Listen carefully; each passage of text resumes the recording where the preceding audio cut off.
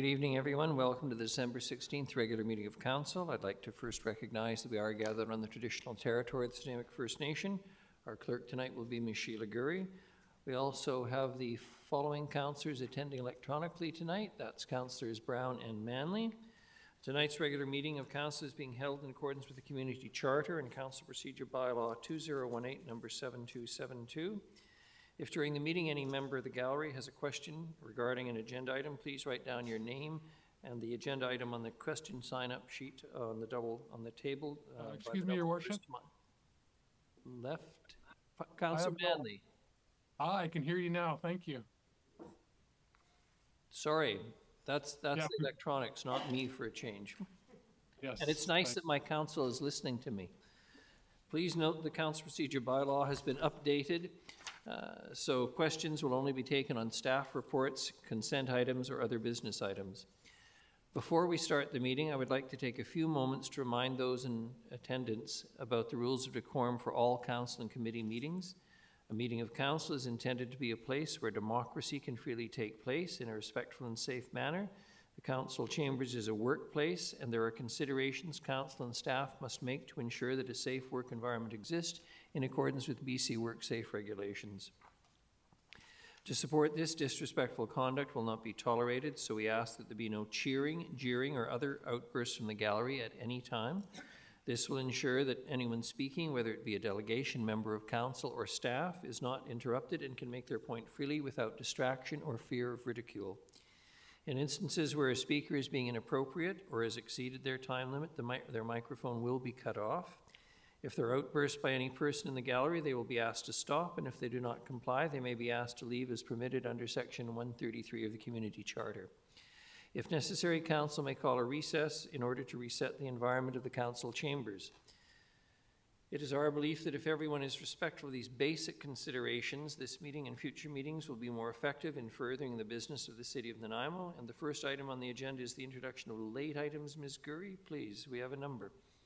Thank you, Worship, and good evening, Council. For late items this evening, we have the removal of Agenda Item 11B, delegation from Alan Clark. Agenda Item 12D, add report titled RDN, Mandatory Source Separation Bylaw Implementation, Compliance Parks and Facilities. Agenda Item 12J, Development Permit Application number DP 1350 for 77 Chapel Street. We're adding the delegation from Greg Mitchell, Primex Investigations, Ltd.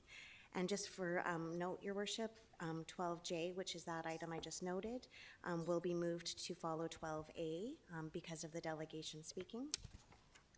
For agenda item 13G, bylaws, we're adding business license bylaw amendment bylaw 2024, number 7318.02. And agenda item 14A, correspondence, adding Loaves and Fishes Community Food Bank request for a letter of support regarding funding for a new food recovery and distribution facility. And that's it, Your Worship. Thank you very much. Motion for adoption of the agenda is amended. Moved Councillor Thorpe, seconded Councillor Perino. All those in favor? Any opposed? None. Motion for adoption of the minutes is circulated. Moved Councillor Armstrong, seconded Councillor Perino. All those in favor? Motion carries. Thank you. Mayor's report. We're going to start off with a bit of a photo op. Ms. Brinkman, I understand, has a document with her. Let me just say that Nanaimo Reimagined has been honored with a prestigious Commonwealth Award. City Plan garnered a major award in community planning on the global stage. It's been internationally recognized for its achievement in community planning. The Commonwealth Association of Planners, I emphasize, the Commonwealth Association of Planners has declared City Plan Nanaimo Reimagined a, quote, outstanding planning achievement in the Commonwealth in the Planning for Cities and Human Settlements category. The award was one of 5 announced at the 2023 National Planning Conference in Malaysia, hosted by the Malaysian Institute of Planners. The Commonwealth Association of Planners has been advancing planning across the Commonwealth for over 50 years and promotes planning as fundamental for sustainable human settlements, mitigating the impacts of climate change and building resilient communities. The city has already won 3 other awards. In September 24, the city received the Community Excellence and Sustainability Award from the Union of BC Municipalities for City Plan, Integrated Action Plan, and Monitoring Strategy. In June 2024, the Planning Institute of British Columbia awarded the City of Nanaimo the Gold Award of Excellence in Policy Planning for City Plan. And in late 2023, at the International Association for Public Participation Conference in Seattle, Washington, the city received the Visual Engagement Award from the IAP2 Core Values Awards for the city plan engagement process. So I just want to offer very sincere congratulations to staff and all of the citizens of Nanaimo who took so much time to participate in the process that's enabled us to be here tonight and have a small photo op as a recognition of the hard work of everyone involved and the success and the pride it brings to the city and the staff who work for it. Please. Guys, maybe you stand over there because, yeah, instead of having the screen behind us, having them against the wall there, yes. Thank you.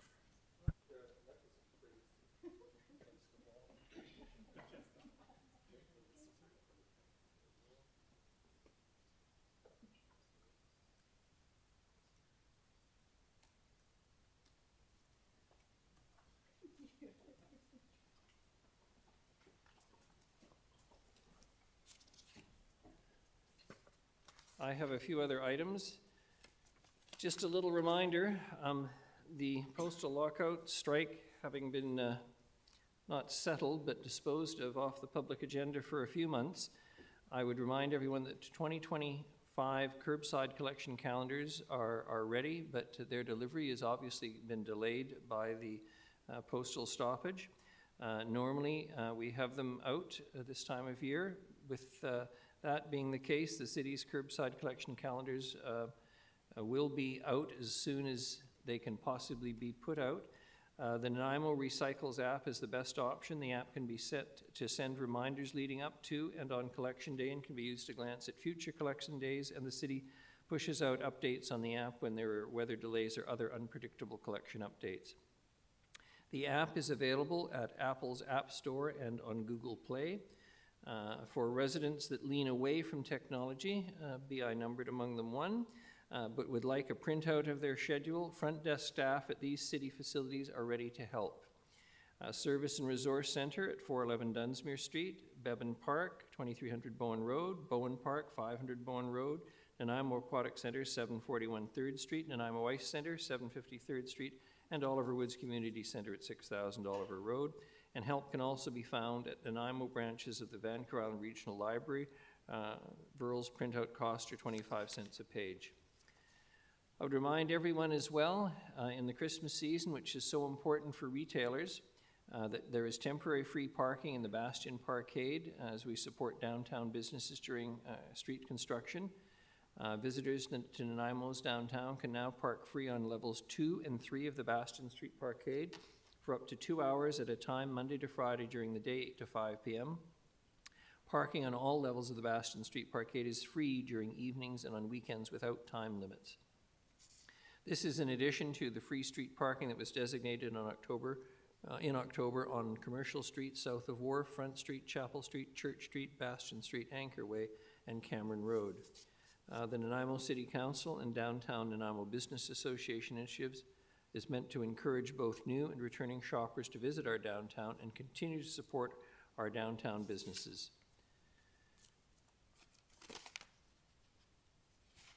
I'm going to also ask for a little bit of money from council if they're interested. I have been asked by the Safe Street Alliance, Save Our Streets Alliance, to participate in a panel on January 23rd. They're holding a one-day forum, Save Our Streets, Community Driving Change at the Wascunter in downtown Vancouver. I am asking for the costs of the Hello Ferry at $34 and parking to be covered, which I understand I have to, as I don't have the authority to grant myself that kind of privilege. So if someone would care to make that generous motion, moved Councillor Gesselbrock, seconded Councillor Armstrong. Any discussion? All those in favor? Any opposed? None. Thank you very much. I appreciate your confidence, and I'll try and represent the city well at that. And finally, on a very important note with respect to this city's history, on December 24th, 1874, Nanaimo officially became the 6th municipality to be incorporated in the province of British Columbia, and we followed New Westminster, Victoria, Chilliwack, the Township of Langley, and Maple Ridge. We will be 150 years old for those of you whose math skills aren't jumping up. Immediately following incorporation, the first mayor and council election was held on January 20th, 1875, and Mr. Mark Bate was voted in to become the city's first mayor with a 7-member council, and their first official council meeting was held on January 22nd, 1875. Marking this incredible milestone, we have had the 150 corporate logo and street banners around the city throughout 2024. And starting on Wednesday, January 22nd, from 5 to 9 p.m. at Maffeo Sutton Park will be the opening of Luminous Paths, Nanaimo's 150 and Beyond, to which the public is invited to join. This is a winter art festival that is a celebration of light, art, land, and community. Temporary art installations will be identified in public spaces, transforming a once familiar environment into something new, a place-making experience that ignites imagination, inspiring hope and excitement for the future of our community, and encouraging visitors to explore the park and community spaces. Musicians and performers will be engaged over the course of the evening at locations corresponding with the temporary art installations. The central event will be at Maffeo Sutton Park with interactive booths, food trucks, City of Nanaimo 150 merchandise, children's activities, and additional educational and promotional material. We will have the bastion and array of lightings in this illumination festival. I'm particularly pleased to advise that the HMCS Nanaimo will be docked here throughout the first weekend of the event to offer focused outreach for visitors to view the vessel, and I believe they're also going to do some ship lighting as well. City staff and the Port of Nanaimo are working together to arrange the berth for the vessel. The festival will run until Family Day on February 17th. The closing of the event will focus on engaging families, and you'll see performances by child-friendly acts, magicians, and musicians, all taking place at Maffeo Sutton Park. From pioneers turning what was a tiny clearing in the forest with the immense challenges they faced to harnessing the growing community spirit and laying the foundations for the bustling city we know and love today. In conjunction with Snuneymuxw First Nation, we have created here, I think, a wonderful city, a city that through the good work of its staff and many others in collaboration and cooperation, I think shows what a smaller community can do in terms of providing the quality of life and the kind of attractions, culture, and respect and diversity that mark a modern and successful city. So, everyone, please come out and enjoy yourselves. I have nothing further to add. In terms of rise and report, Ms. Gurry, we have nothing at the present time. We're on to presentations. The first is monitoring indicators and data overview. Mr. Holm, please. Thank you, Your Worship. Good evening to you and Council. I'm just going to really briefly introduce this before I turn it over to Ms. Ting Pan, Manager of Sustainability. As Council is well aware, City Plan, the Integrated Action Plan, and the monitoring strategy are three pieces to the framework that Council's put in place to set, implement, and then monitor key policy priorities and really impressive working together, those documents working together, and a lot of good work has gone into that, a lot of community input. And so we're getting to a point where now we can start to display the monitoring information to kind of assess where Council's strategic policy priorities are tracking as far as are we trending towards achieving those policy priorities or away from, and we can help Council make future decisions on that basis. There's quite a bit of work still to do. We're at the point where we can display some of that information. It's live on the city's website. Obviously, there's more data to gather. There's much more to learn from it, and Ms. Pan is going to help outline what we have so far. Just to highlight too, there's not a lot of time. This is fairly fresh as far as displaying the information. There's not been a lot of time to really work through it and start to ask ourselves the questions that it presents. What we'd hope is to bring this back if Council's interested. If council has questions, and I'm sure you will as we improve on this. It's ongoing evolution of data gathering and display and working to improve on that.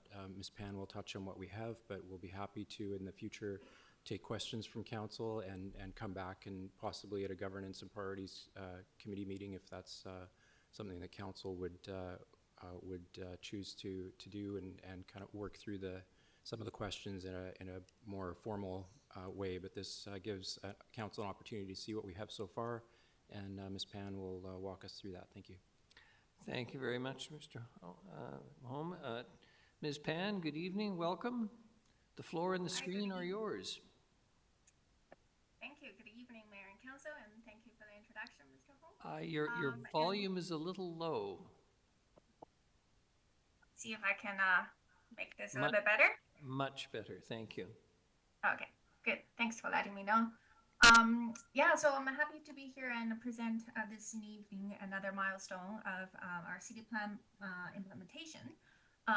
So back in April, when we presented the draft monitoring strategy, we made a commitment to make the available data and indicators available on our website and release the data publicly. So thanks to staff from IT who built the infrastructure and community planning who helped really put together some graphics and charts, and also for communications that provided valuable first kind of feedback. I'm going to share the screen with you and walk you through, give you a quick orientation of how to find that monitoring data and indicators on our website. And then quickly after that, I will just walk you through, the key information that we have gathered, just in kind of a quick overview. So see if this works.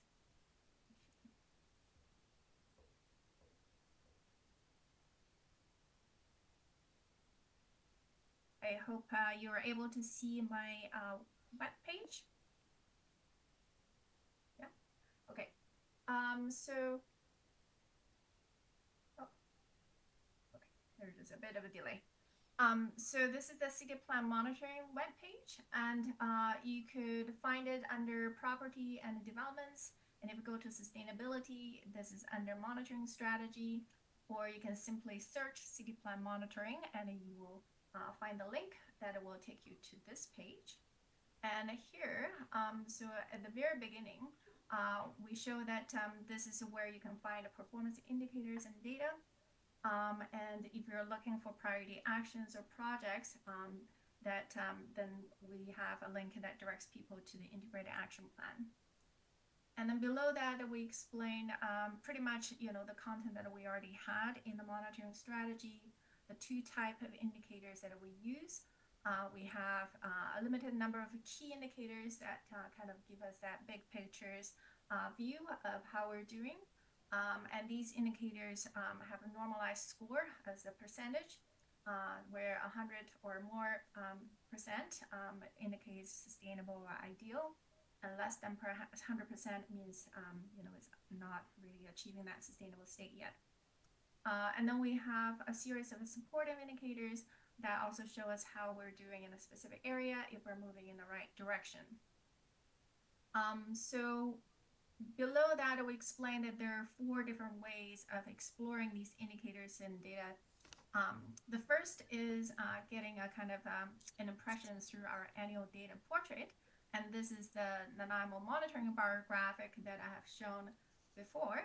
And here with the explanation, and then you're able to pick a reporting period. Right now we have 3 years of the data portrait. And then below you'll find the legend. So this is the first way of exploring the indicators. And the second way is by looking up individual indicators by clicking on each tile. So if you click this part, it will take you to the right place. And here you can filter it by the goal areas and also the type of indicators. And so now you can see that each individual indicator has its own tile. And if you click on this tile, it will show more detailed information. So which area of impact and with the name of the indicator, and then the relevant policy and action area. And if you click on these icons, it actually takes you to the relevant section of the city plan.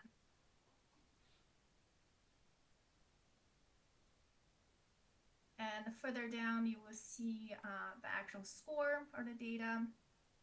And similarly to the layout in the monitoring strategy, we have included information on, what do we mean by the sustainability angle? What is the metric? How the score is calculated? And we have included the graphs that I'm going to show you later on.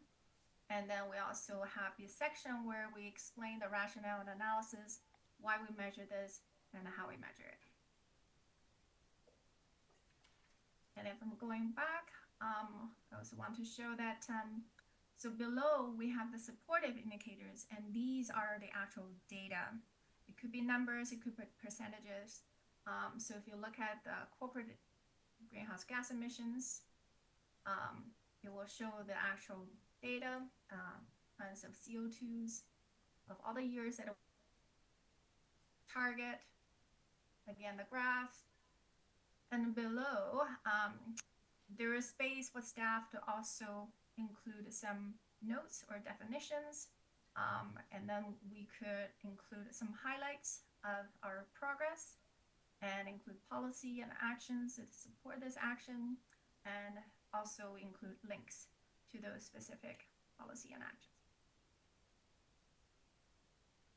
So that's the second way of exploring these indicators in depth. And the third way is to explore an indicator data tables. And here you can select a reporting period, which is a year, and it will show you 3 years of data.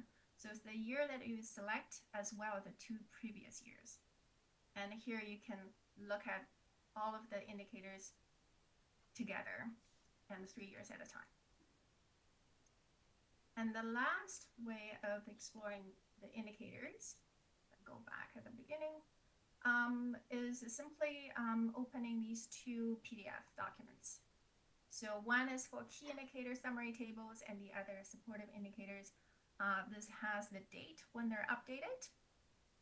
And these are very similar to the appendices that we attached to the monitoring strategy. So for someone who just wants to be able to print them and look at all of them together, then they can look at these 2 documents. We have also set up a survey for anyone who wants to give us feedback on how to improve the way that we're sharing these information. They just contains 4 very simple questions. We're mostly curious to know if, what data they're looking for, if they can find it, what functions would they like to see to make it better, and if our way to create a dynamic dashboard in the future, what kind of features or functions that they're looking for. So that's it for the website. And I will just jump into my presentation. Okay, I hope that it can see it. So what I will show is just a really quick overview of all the data that we have now shown on our website, but more in this kind of graphic format. So community greenhouse emissions, here we show the 2010 baseline, the year that we base our targets on. And then we have the annual community emissions from 2015. We are also showing the GHG emissions level for our 2030 and 2015 targets. This is community GHG emissions broken down by sectors or sources. So the blue are from emissions from buildings and infrastructure, green from transportation, and purple is from waste. These are GHG emissions per capita. And we have the corporate GHG emissions, the overall GHG emissions and the targets. Again, broken down by sources. Blue are facilities, green are fleet. And then we have the dark blue for contracted services, which only have data for since 2014. The next is tree canopy. This is one area that a GIS has done a lot of work, and you will hear more about it in the next presentation. This is a map showing all the tree canopy monitoring areas. We have divided the city into 19 monitoring areas. They mostly follow the census tract and planning area boundaries, except in a few instances we separated the more developed areas from the less developed areas. For example, city center is separate from Production Island, even though they're in the same census tract, because the average of tree canopy coverage will not tell necessarily the right story for either area. And here it shows the total number of tree canopy monitoring areas that have at least a 30% tree canopy, and the target is that all the areas in the city will have at least 30%. And so in 2016, 2018, 2020, we have 8, and in 2022, we have 7. And here it was broken down by these monitoring areas. And the dotted line shows that 30% threshold, and all the areas below that has less than 30%. Water supply. Here shows the number of days per year our water reservoir is at or above 30%. And you can see that we have met that target for every single year that we have data for. And this is a breakdown. So even though the top row shows that we don't have any days below 30%, but you can see that in year 2022, in that severe drought, we were getting very close. We have 9 days where our water reservoir actually at 31 to 35%. And more supportive indicators for water supply. Here we have the total annual water consumption for the city.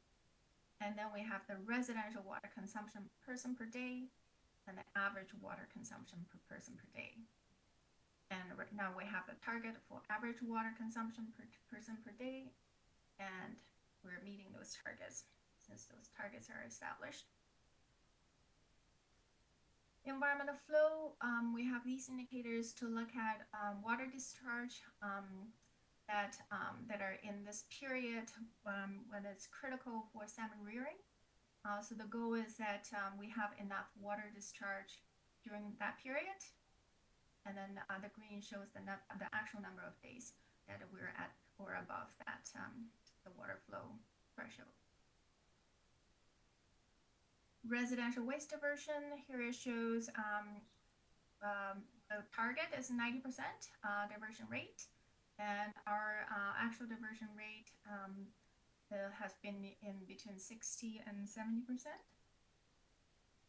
And here's a breakdown of the waste collected per household and the diversion rate.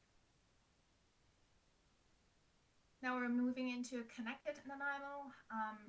First, looking at the modal shifts, modal share, so looking at the mode share by car, transit, walk, and bike, and also the target by 2041.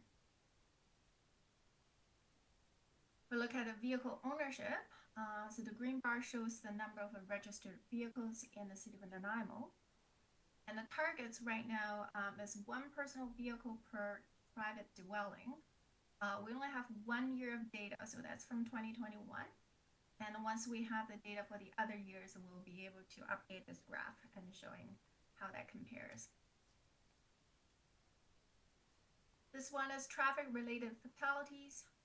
So the target was set, the goal is to, we're comparing ourselves to the global leader of Vision Zero, currently is Sweden. Looking at the fatality rate per 100,000 population. And in 2022, we actually exceeded.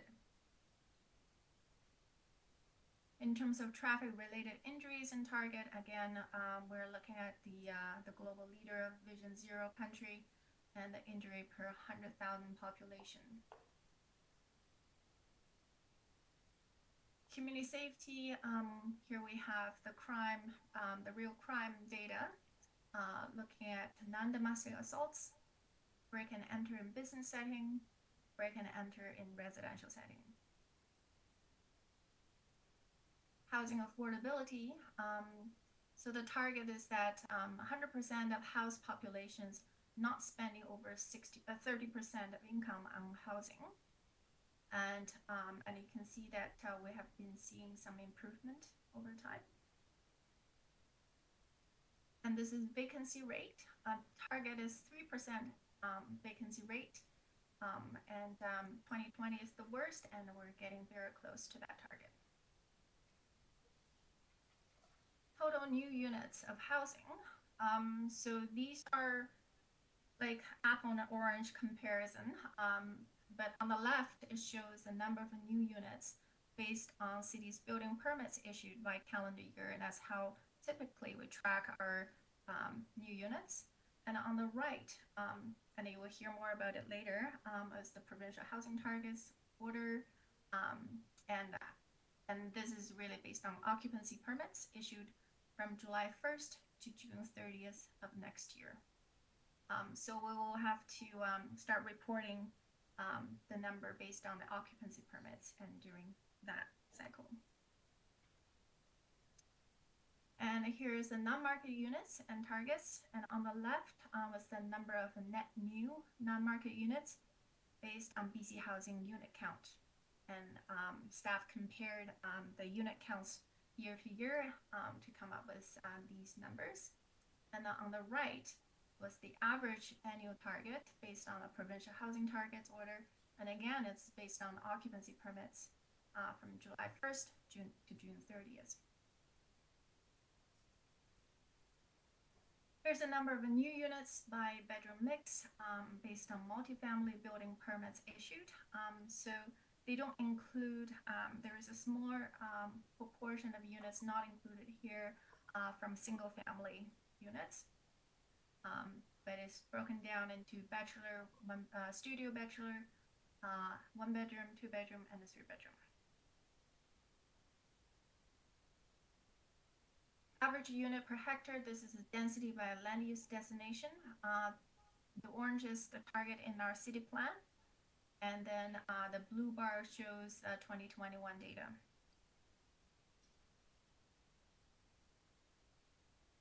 Homeless indicator in terms of temporary beds available and the number of beds needed, which is based on the number of people in need from the point in time count.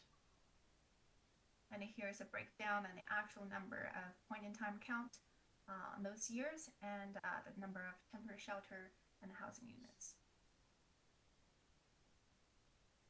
Recreation, culture, and wellness support, we're looking at the number of individual households registered in the PRC program in the city. And then the green line shows the percentage of total Nanaimo households registered in PRC program. So we're almost back to the level before the pandemic. So in the last goal area in prosperous Nanaimo, we're looking at workforce sufficiency. So this is comparing the Nanaimo workforce to BC workforce, and so over the years you can see that we're tracking very closely. And this is unemployment rate, an indicator for labor market performance, and the target is to have like a 4.5% unemployment rate or lower. And in 2022, we're below, and we're now pretty close. So that concludes my presentation. And we'll stop sharing. Happy to take any quick questions about this data. Thank you very much, Ms. Pan. That's an awful lot of information for people to take in. Any questions from council?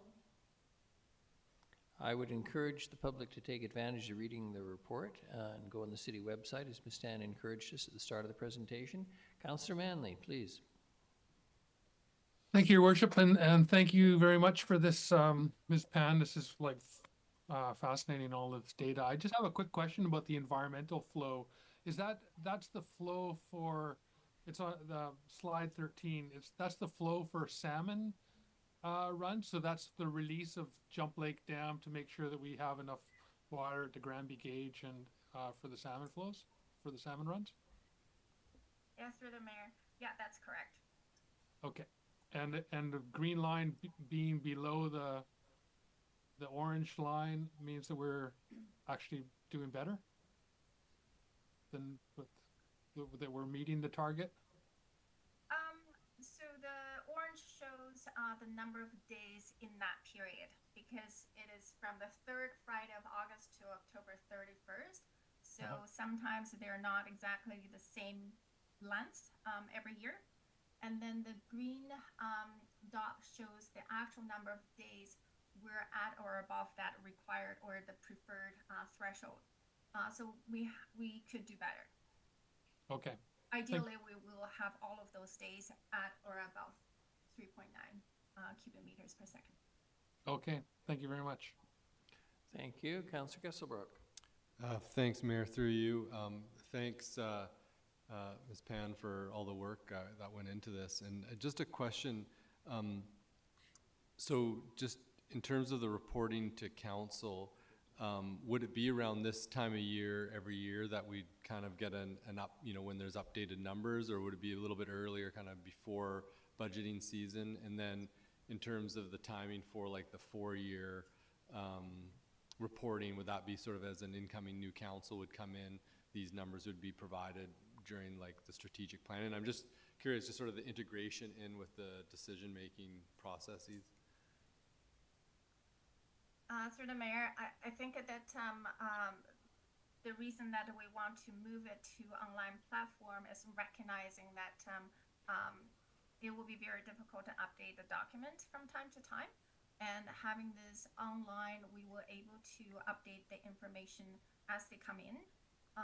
What I find that a lot of these data, they basically coming throughout the year.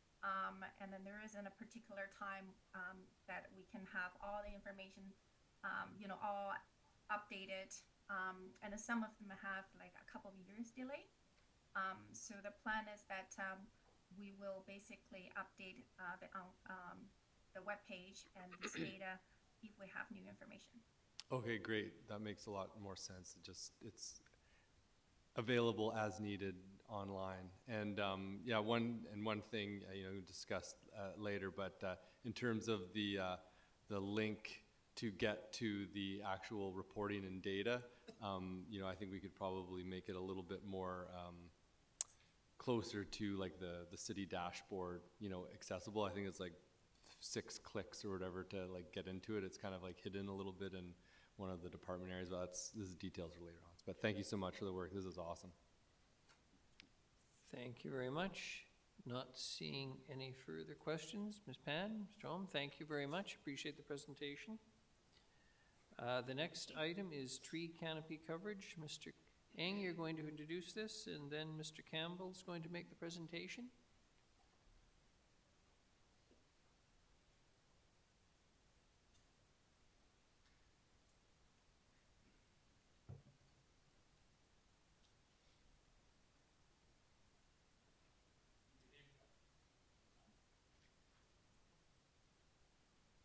There we go. Hello, Your Worship, members of council. Yeah, so we're here to present the historical tree canopy work that the GIS team has done in assistance to Mrs. Tan's monitoring strategy. As I made mention a couple weeks ago at the Special Finance and Audit Committee, I made mention of a project where if we were to do it the traditional way, it would have been approximately 3 million clicks. Now, 3 million clicks is pretty much impossible to prove, but what my point was is that to find this information, to do an analysis, to do a web-based visual analysis in terms of how the tree canopy has changed from 2012 to 2016, 2018, 2022, over the course of 10 plus years, would have taken an extensive amount of labor, extensive amount of manual labor. What we're most excited about this project, not only that it assists in terms of the monitoring strategy, and provides information about how the tree canopy has changed over the last 10 plus years, is that from the investments we made in the imagery, so our aerial photos, and the investments we made in terms of our computer power, Mr. Campbell, Mr. Willoughby here as a GIS supervisor, are able to run the model in a fraction amount of time that it would have taken if we didn't make that investment. So Ross is here to give the presentation in terms of how it was developed, the amount of time it did not take, and the benefits that we're not only seeing just in terms of the indicators, but also what it can do and the repeatability of it. Because as per your question, Councilor Gusserbrack, in terms of how we can see this information more frequently, this is one of the tools that we can do that with. So with that in mind, I'd like to, proud to present Mr. Campbell, who will walk us through the historical tree canopy model. Thank you very much. Please. Thank you, Carrie. Thank you, Your Worship and Council, for the opportunity to present this project today. Yeah, I'll be discussing how the city used computer vision to measure tree canopy coverage. I'll cover how this project relates to the monitoring strategy, how we used an innovative approach known as computer vision to perform this analysis. I'll cover some of the key modeling steps we took. I'll cover how our analysis was integrated with the tree canopy monitoring areas to develop an understanding of the distribution across the city, how we developed a dashboard for communicating our results to city staff as well as members of the public, as well as how we're currently experiencing the benefits of using innovative technology for this project. So this project was initiated by section C1.2 of the monitoring strategy, where it states a goal that each neighborhood has at least 30% canopy coverage. Through our traditional methods to perform this analysis through a manual process were deemed to be too time intensive and therefore too expensive. So we opted to use an innovative automated approach known as computer vision. Now, computer vision is similar to how our eye captures our environment around us and how our brain then takes that picture, processes that image, and extracts and is able to recognize objects from that based on their size, shape, color, and position. So for computer vision, the eye is a camera that is flown over the city and captures our aerial imagery. The brain is algorithms that come in the form of software that perform the analysis. And finally, the body that holds the brain or the body that holds the algorithms is computing power. So fortunately, the city has invested in these key components for this analysis. As Carrie mentioned, without this investment in technology, it wouldn't have been possible to perform this analysis. So we started with our latest high-resolution ortho imagery, which was captured in 2022. We started by training the model, training the computer vision model, by teaching the brain, teaching the model what to look for within the imagery. What do trees look like? What does water look like? What do shadows look like? What do built-up areas look like? We then included 2 additional layers to refine the model. That includes the near-infrared wavelength, which is the 4th band of imagery that the city captures, the first 3 being red, green, and blue. Now, the special thing about the near-infrared wavelength is that essentially healthy vegetation is really good at reflecting this wavelength. So it's a really good indicator of where vegetation is and where vegetation isn't. We also included our light detection and ranging, known as LiDAR. And LiDAR is a really high-resolution representation of elevation. Using LiDAR, we're able to distinguish between low-lying vegetation, such as grass and shrubs, and higher canopy cover. So the results of the model were quite impressive. Once the model was trained, we ran it on 4 sets of imagery dating back to 2016. Now, the benefit of running it on all 4 sets of imagery was we were able to understand how canopy has changed since 2016. So in these images, the pink represents the output of the model, represents the canopy cover. And that yellow boundary, that represents areas where canopy has been lost since 2016, sometimes due to development. And the blue boundary represent areas where canopy has actually grown since 2016. There, as Ms. Pan mentioned, there are 19 tree canopy monitoring areas. And we took the results of our model and we overlaid them with these monitoring areas to understand the distribution of tree canopy over the extent of the city. And as you can see from the results, some of those areas fall beneath that 30% target and some are above that 30% target.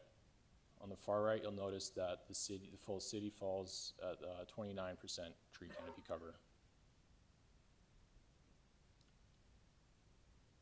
We took the results of the model and we developed a dashboard.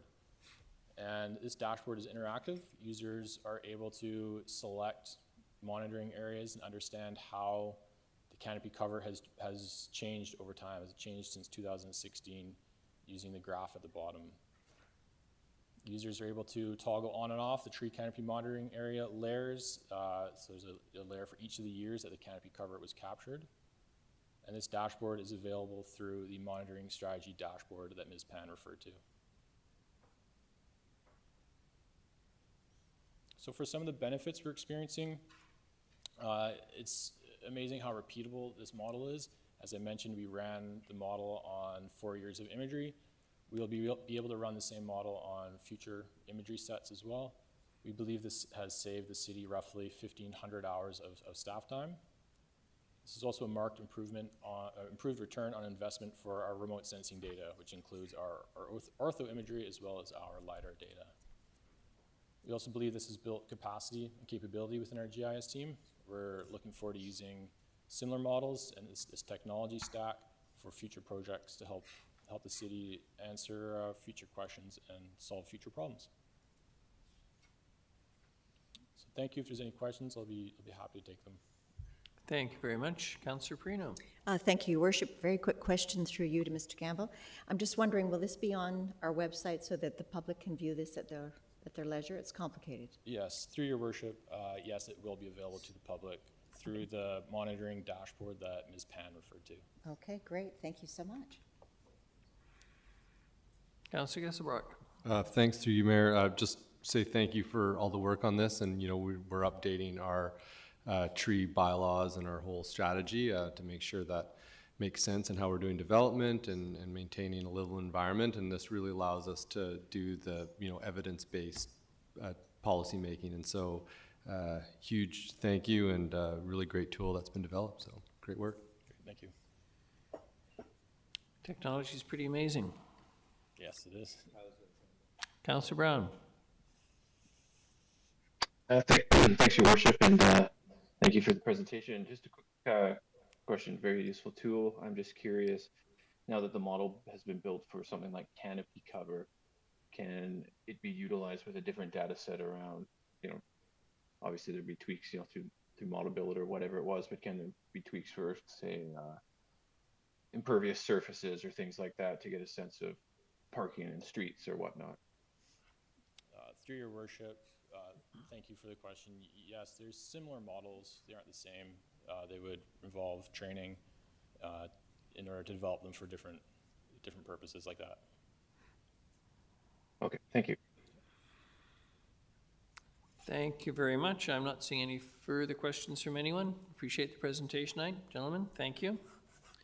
We have a number of committee minutes. I'm not going to go through them all. They're just to be for receipt, no motion required.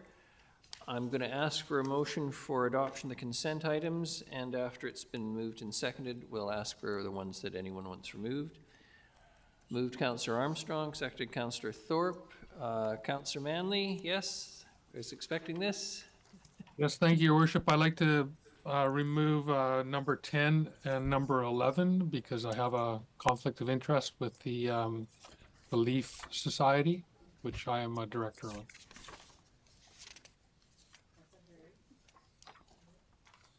Sorry, Councillor Armstrong?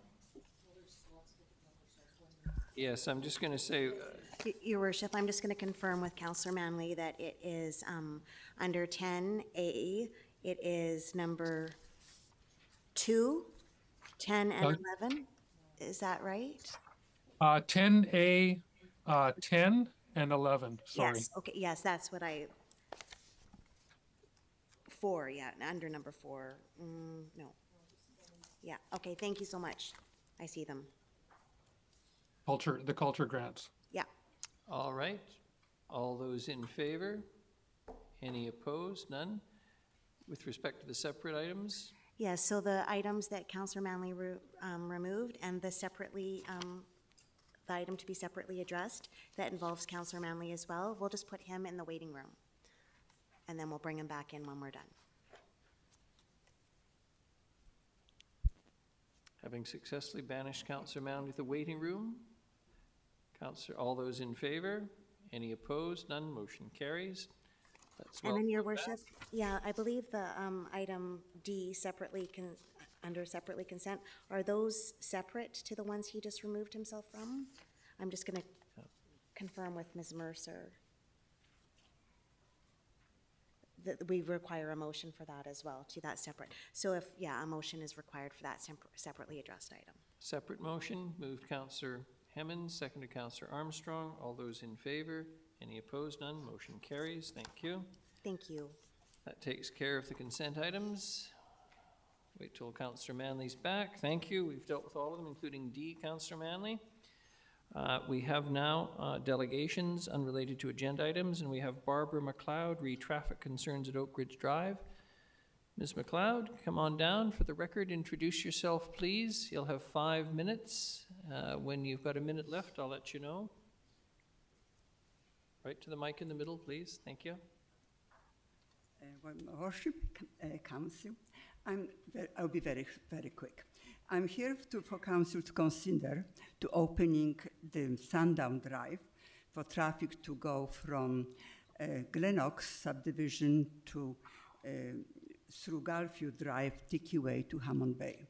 At the moment, the whole traffic is going through Oak Ridge Drive, which is a very narrow and very bendy and hilly road with a lot of blind spots, and there is no other way to go from the top of the hill.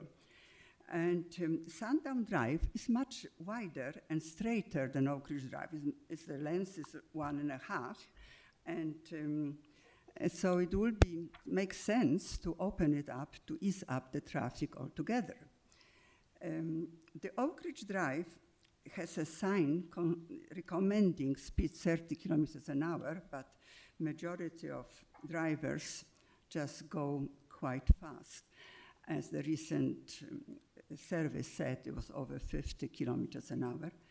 And there is no sidewalk on it. It's a lot of blind spots. It's a lot of people walking on it and with dogs, and it's becoming quite dangerous. And the residents of Oak Ridge Drive has financed themselves 3 speed bumps to slow the traffic about 30 years ago, because, you know, the traffic was already getting a bit busy then. But unfortunately, due to multiple road repairs by the city of Nanaimo, they got a bit flattened. So the drivers continued to speed 50 to 70 kilometers an hour. So I know it will take time to consider this opening. And, you know, I was asking for 2 years how, you know, the traffic department, and excuses were given to me that it's too expensive, but it's only removing four poles of the end of Sundown Drive to open it, so it costs about $100. And, you know, and they were saying that it's not in the budget, it is not, you know, so that was about 2 years of trying to move things forward. So in the meantime, even the upgrading the speed bumps, because they really helped a lot to the speed bumps of similar one on Bay Street or whenever else, and also changing the signage to mandatory speed limit of 30 kilometers an hour, not recommended, would help. So that's it. Thank you. Thank you very much. Any questions? Any questions for the delegation? Not seeing any, thank you, appreciated. I think we have a question for staff. Thank you. Mr. Sims, you've heard this request. I gather it's been raised previously by Ms. McLeod. And staff's position on this, if you could just explain it briefly so that people would understand what the position of the city is. Thanks, Your Worship. Of course, staff have been in front and talked to the residents on Oak Ridge and in the neighborhood. And I believe the original closure between Sundown and Gulfview drives were installed probably in the 90s when those or maybe it was in the early 2000s when those two roads were connected. But the residents in the area were very concerned about the potential for shortcutting along that, shortcutting Hammond Bay Road and the traffic that would ensue along Gulfview as an example. If this were opened, a lot of that traffic we would foresee would still continue to head south to Oak Ridge and then start to bung up the intersection at Hammond Bay as well. Our observations, we've done some studies out there. The vehicle traffic on Oak Ridge itself is relatively low. It's about 600 vehicles per day. And the speeds are measured at 50 kilometers an hour, sort of in the upper echelon. And back before we had traffic calming guidelines, there was some speed bumps that were installed along Oak Ridge, and that seems to, it doesn't maybe slow folks down, but it does prevent what they were intended to do, which was to stop shortcutting of Hammond Bay along Oak Ridge and Sundown.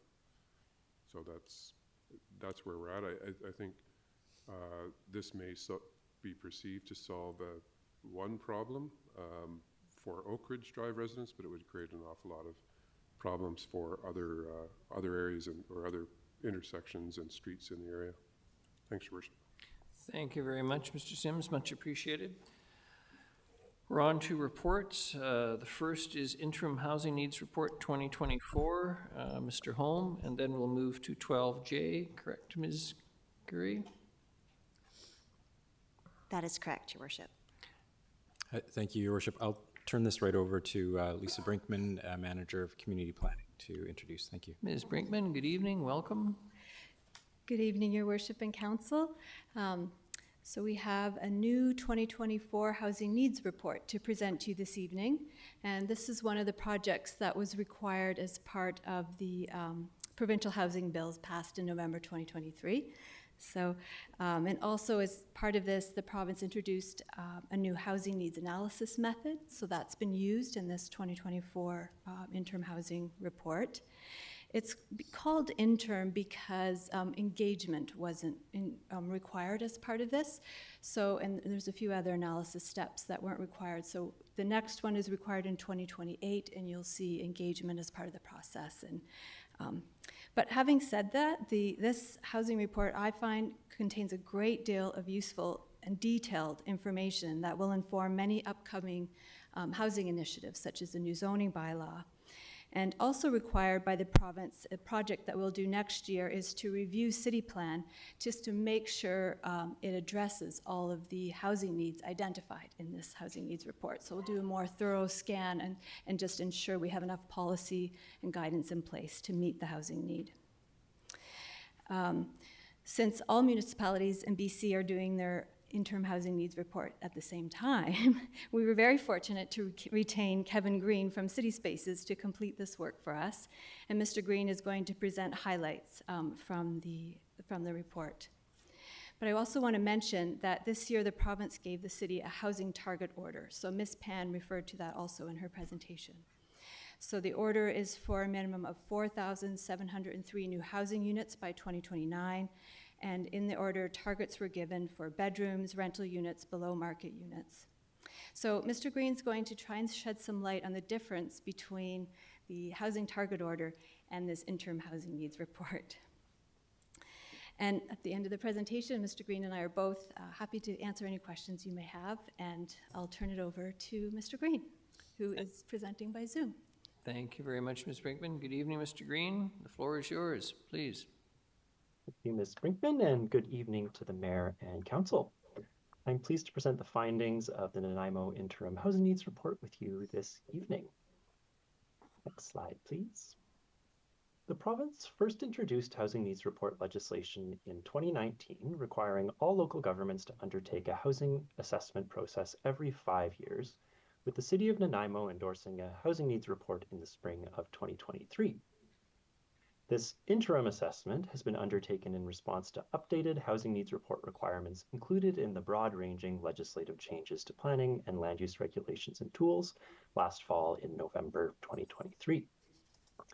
The key change is a new required calculation described as the Housing Needs Report method for estimating current and future housing unit need. And I'll refer to this new calculation as the H&R method throughout my presentation this evening. Next slide, please. All local governments must receive an interim housing needs report by January 1st, 2025, addressing 3 key requirements. The H&R method, this new standardized calculation, estimates housing need in communities across BC and is the most significant requirement for these interim housing needs reports. They must also include 2 specific statements on housing need in addition to this calculation, which can be found in the appendix of the report. The H&R method calculations are required for 5 and 20 years, while the Nanaimo report includes a supplemental 10-year analysis.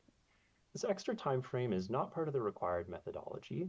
However, 5 years is likely too soon to meaningfully address with policy changes today, while 20 years is quite far in the future, and the situation may have changed by then. So we felt a 10-year time frame offers a balance between that required 5 and 20-year estimate to support policymaking and long-range planning. Ultimately, the 20-year estimated need through this calculation must be accommodated in official community plans. It should also be noted the H&R method is sequenced with the census, so that means that 5 years in this context really represents 2021 to 2026, and the 20-year estimate is 2021 to 2041. The time alignment will be better next time when the next housing needs report is required, following the next census data release. This is likely the only interim housing needs report required. As the H&R method, it will now be a standard requirement for all regular housing needs reports going forward, and that next full assessment will be required upon the release of the next census data in 2027. Next slide, please.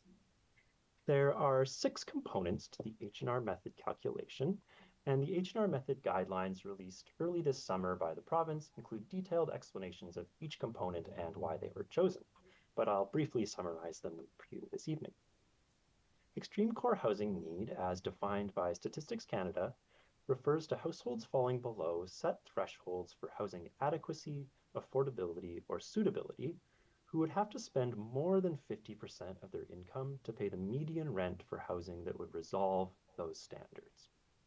Persons experiencing homelessness is fairly self-explanatory, but in this specific context, it refers to individuals tracked through the province's Integrated Data Project, and to be included in those counts, individuals must have received income assistance and had no fixed address for 3 consecutive months, or stayed in a BC Housing affiliated shelter for at least 1 month, or both of those things. And this is a regional estimate that's proportionally allocated to all the local governments within the region. Suppressed household formation is a calculation that attempts to estimate how many households would have formed if there was more housing or more affordable housing in the community. And this represents situations such as adult children still living at home in their parents' house when they'd really prefer to move out on their own. Anticipated household growth is the most significant component of all of the H&R method components. And for Nanaimo, it represented 71 to 74% of the overall need, depending on the time frame assessed. And this is simply based on the BC Statistics household projection for Nanaimo. The rental vacancy adjustment estimates how many additional rental units need to be vacant for there to be a 3% vacancy rate. And the demand buffer, the final component, is designed to better account for the number of units required to meet a healthy market demand, and it's a multiplier assigned to each municipality by the province based on a ratio of housing prices to housing density in each community. So this really just scales up the other numbers. The chart on the screen here shows you the results for the 5, 10, and 20-year estimates. The legislatively required results are 7,227 homes over 5 years and 23,776 homes over 20 years. Again, it should be noted that each of these timeframes is from 2021 and is inclusive of the previous timeframe. So, for example, this means the 10-year estimated need of 12,962 includes, in the first 5 years, 7,227, and in the second 5 years, 5,734. So it's not additive in each time frame here. The 5-year estimate is also not simply 1/4 of the 20-year estimate, nor is it 1/2 of the 10-year estimate, and this is primarily because of the changing pace of the BC Stats household projection, which slows down over the assessed time frame with a high growth rate in the first 5 years and then a slower growth for the following years. Next slide, please. And one more there. Well, it is helpful to understand the total potential housing need in the city. The H&R method does not indicate what those housing units should actually be. So to better understand the estimated need through the H&R method, City Spaces has developed an income and affordability-based approach to distribute this estimated need to 4 different housing categories. This approach estimates the type of housing needed if all households, all existing households with unmet need, and new households due to population growth had their housing needs affordably met with new dwellings. However, some households will have their needs met by existing dwellings that are made available when a current household moves into a newly constructed home. And when that happens, an existing household moving into a newly constructed dwelling within the community, their previous dwelling is now available for a different household to move into, likely at a lower cost than a new dwelling would be. In this way, newly constructed, relatively more expensive dwellings can also create opportunities for lower income households to access a home affordable to them.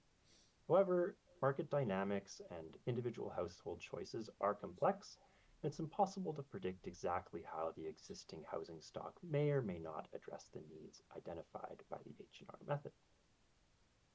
The table on the following slide here provides the income range and affordable monthly housing cost associated with the 4 housing categories. The first is deep subsidy and supportive rental, which represents deeply subsidized rental housing with or without supports to meet the needs of people at risk of or experiencing homelessness, those on social assistance, and very low income households who can afford no more than $500 per month. The non-market rental category describes subsidized rental housing for households who can afford between $500 and $1,500 per month, while the market rental category describes both purpose-built and secondary rentals, such as suites, rented at market rates for households who can afford between $1,500 and $3,125 per month. The ownership housing category specifically describes owner-occupied dwellings, so the person who owns it is living in it, and it represents households who can spend more than $3,125 per month on their housing. For the rental categories, the analysis is primarily based on incomes considered against market rents and the rent levels currently produced by typical affordable housing funding programs from the federal and provincial governments. While the analysis for the ownership category is more complex and it includes an assessment of potential buyer incomes, the rate of homeownership in recent years, local housing prices, and an affordability analysis considering these factors together. As seen in the summary chart on the next slide, approximately 45% of the estimated need is for owner-occupied homes, while 35% is for the non-market rental options, that being the deep subsidy and the non-market combined. This new approach uses the finest grain income ranges typically available in the census, which offers more nuance than the UBC HART approach used in the 2023 Housing Needs Report. And the H&R method also considers a broader range of considerations of unmet housing need. As a result of these methodological differences, the total estimated need for non-market rental in this assessment is 35% of new dwellings compared to 43% in the 2023 Housing Needs Report. It is likely data representing current unmet housing need used in the H&R method is both more accurate and comprehensive than the previous HART approach. And I would note that previously in the 2023 assessment, households with incomes up to $40,000 were assigned to the non-market category. Well, in this approach, it actually includes households earning up to $60,000 assigned to the non-market category. So it's increased the incomes by $20,000, thereby expanding the range of households who are expected to potentially need a non-market solution. This new approach also includes a direct consideration of people experiencing homelessness right in these total numbers. The city was also issued a housing target order by the province this year, which is related to but slightly different from the H&R method. Next slide, please. There are conceptual differences between a target and needs assessment, and the H&R method is not a target, but rather it provides an approach to estimate short and long-term housing need to designate residential capacity into official community plans. Local governments are not responsible for ensuring the amount of housing estimated by the H&R method is developed, but rather must provide sufficient development capacity to meet the estimated need in OCPs. Ultimately, needs assessment is a technical exercise, and it may not be possible to meet all of the estimated need within the time frame it was assessed for. So this means that a target may be slightly different than the estimated need. Next slide, please. A target will consider technical information and analysis. However, it's a strategic decision based on a range of considerations, such as the estimates of housing need, like the H&R method, the capacity of the development sector, external factors such as interest rates or funding availability, local policies or incentives, the ability of households to afford housing, and other considerations depending on the situation.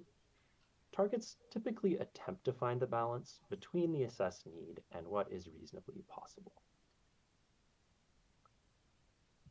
With these considerations in mind, the housing target order represents approximately 75% of the need assessed through the H&R method.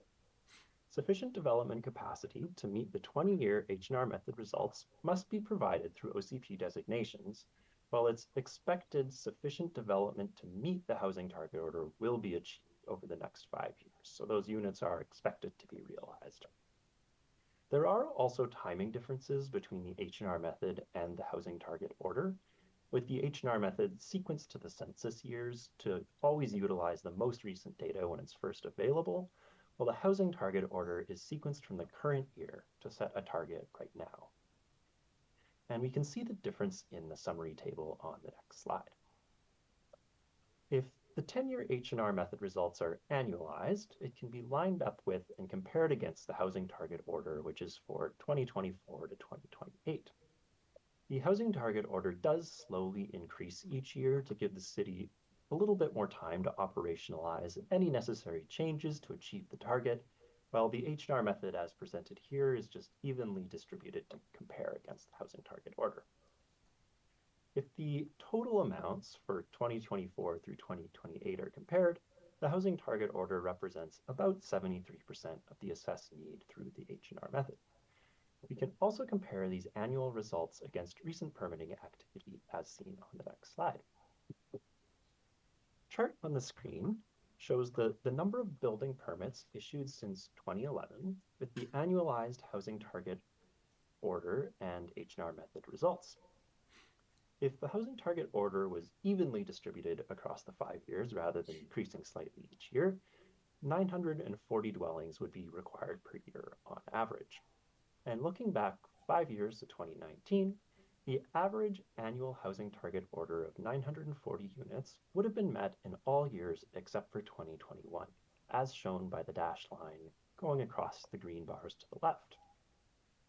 The total need estimated through the H&R method for 2021 to 2031 would have only been met in 2019 and 2022, the 2 years with the highest building permit issuance since 2011. One other complicating factor, which was raised earlier this evening, is the housing target order is tracked against occupancy permits rather than building permits. However, that hasn't been tracked in as much detail as building permits historically, so it's a little challenging to assess the historical trend of occupancy permits against this target.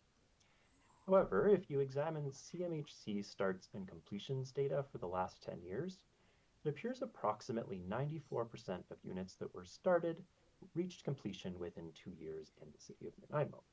So this could offer a proxy to estimate the share of occupancy permits that could be expected from the number of building permits issued. And just as an example, with a 94% completion rate, that means about 1,000 building permits could be expected to translate into 940 occupancy permits, assuming the same trend continues into the future. Next slide, please. The report meets all legislative requirements and also offers a broad range of supplemental information and analysis, including things that haven't been summarized in this presentation, such as estimated need by the HART income groups as per the 2023 Housing Needs Report, and estimated need by tenure and household size, supplemental breakdowns of the 5- and 10-year H&R method results, detailed comparisons and a discussion of the difference between the housing target order and H&R method results, including by housing type and bedroom needs. There are updates to select statistics as available, which are primarily rental and ownership prices and vacancy rates for rental. And there's also a detailed technical memorandum companion document, which explains the H&R method and the advanced housing type analysis in more detail than the primary document. This concludes my presentation. Thank you for the opportunity to present to you today, and I'd be happy to answer any questions you may have. Thank you very much, Mr. Green. Pretty fulsome report. Any questions from council? Councillor Hemmens. Thank you. Possibly not through to the presenter, but through to staff. The housing target order, does that include targets for shelter spaces and targets that for deep subsidy and non-market rentals? I'm assuming yes. Your Worship, to Councillor Hemmens, so the housing target order has targets for below market rental units and supportive housing units, so not shelter units. Thank you. So I'm just interested in the fact, I believe that the province is the largest provider of non-market rentals in our community, and they've given us targets to meet, but they're their targets to meet. So I'm a little confused. Do we bring this back to them and say, please, we're completely shorted here by 1,000 units or whatever every year? Like, how is this going to be a communication tool that we can use with the province to increase our housing with deep subsidies? Much like Stalin's direction to produce more grain. Sorry, Ms. Brinkman, please. Ms. Brinkman's looking at me because I think she recognizes that I was making this point when we were meeting with the province through this process, that yes, it's great to identify what we already know. We need more below market, we need more affordable housing units, but it requires senior levels of government to step up. So we have communicated that through the process, but this gives us some, you're right, some better data, I guess, when we go back and make those, when we do that lobby work. Thank you. And if I may, just on page 3 of the report, I note that there's a paragraph here that speaks to a decrease in annual growth rates. That actually goes against what I understand our growth trends to be. It's saying BC stats projections indicate an incremental decrease in annual growth rates starting at blah, blah, blah, all the stats. Is that accurate? Are we actually expecting a decrease in growth? I may put this question through to Mr. Green. Did you hear the question? Yeah. Yes. Okay. The numbers cited in the report do indeed reflect the current BC Stats household projection. And I would note they're projecting increasing growth, just not as quickly as has been seen currently or over the next 5 years as predicted. But they do update these numbers quite frequently, including 3 times since the H&R method guidelines were released. But this is a trend seen in most communities right now in the BC Stats projections, with a very high growth rate for the next 5 years before dropping down over the next 15. Thank you. Councillor Thorpe. Thank you, Your Worship. Through you, I appreciate Councillor Hemmens' question because it was in my mind as well, and I thought I'd maybe missed something. But it seems to me that it should be clear to most people that the city per se does not build housing. We encourage private development, or we help facilitate government investment in housing locally. So these targets are fine, but they're as much for the government as they are for us. So we'll send this report back to them for their information. I did have a question on it. It's related to page 14 of your report, Mr. Green, and if you wouldn't mind just clarifying for me. The H&R method intended to estimate the required unit capacity of the local planning framework. Can you just explain to me what that refers to? The number of units that we would need, I assume, is related to that? Yes, through your worship, the ultimate intention with the H&R method is really to have a standardized way to estimate the total capacity that official plans should allow. So it's really setting the size of the box, if you will, but it's not requiring that the city achieve those units. It's just creating enough room within the planning policy. And if I may, Your Worship, then that would relate to our city plan and our zoning density in various areas of the city, obviously? Yes, through your worship, primarily the official community plan is what this is related to, and next year there's a requirement for every local government to update official community plans to accommodate the 20-year housing need estimated through the H&R method, which could already be achieved within the current city plan, but that assessment will need to be undertaken. Thank you very much. Appreciate your report. Thank you. Not seeing any further questions. Much appreciated. Ms. Brinkman, Mr. Green, thank you. The next we're going to is item 12J, which is the development permit application number DP 1350-77 Chapel Street. Mr. Holm, you're going to introduce this, and then we have a delegation available. Yes? Yes, thank you, Your Worship. I'll be really brief, and yeah, we do have a delegation. Greg Mitchell of Primex Investments is here. You can see the property outlined in red on the screen. It's located between Chapel and Skinner Street in the downtown, in the primary urban center of Nanaimo. And what's proposed is a 6-story building. If you could bring up the building renderings, please, that would help demonstrate what's proposed here. 6-story building, 162 units. It's got both apartment form as well as 6 townhouse units. The townhouse units are accessed directly from Skinner Street, fronting on Skinner Street. You'll see those in a minute here. This has been the site of a previous development permit, which you can see the townhouses there on the screen, the lower section. It was previously the site of a previously approved development permit for slightly fewer units in a larger number of buildings.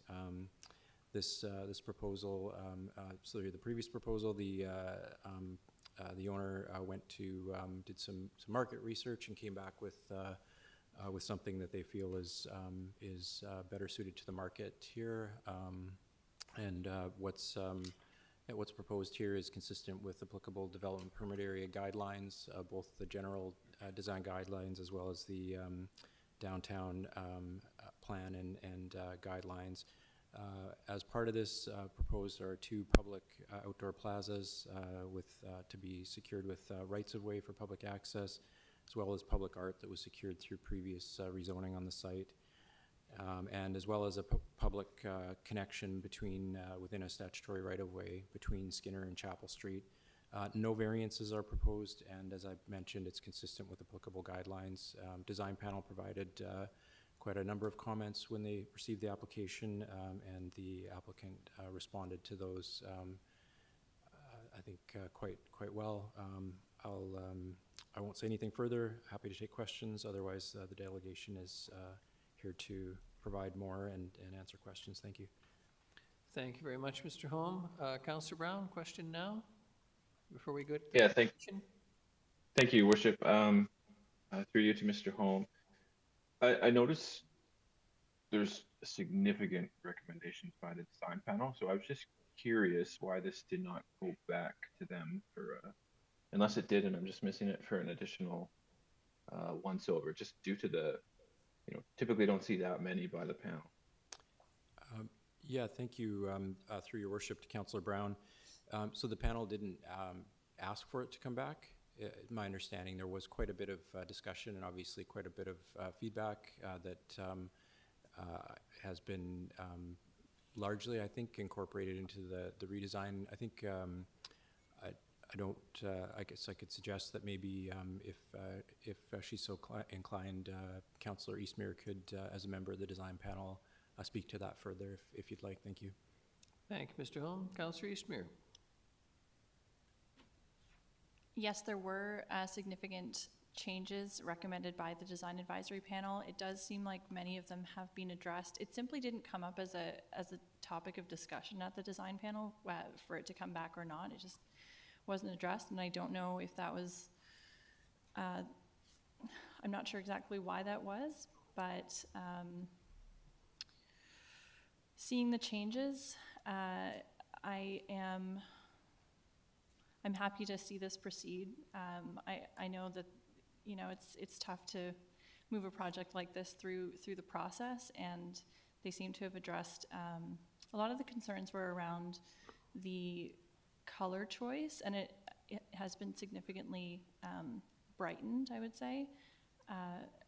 But if council looks at the report and looks at the changes and would like the design panel to take another crack at it, I'm would certainly support that as well. Thank you very much. Mr. Mitchell, good evening. If you could introduce yourself for the record, you'll have 5 minutes. I'll let you know when there's a minute left. Welcome. Good evening, Mayor. Good evening, Council. My name is Greg Mitchell. I am the Senior Development Manager, Senior Planner. So I am an registered professional planner as well that works for Primex Investments. I heard investigations earlier. It is investments. Nonetheless, Primex, as a company, we build, own, and operate rental housing. That is our bread and butter. We have over 500 units here in Nanaimo across multiple buildings.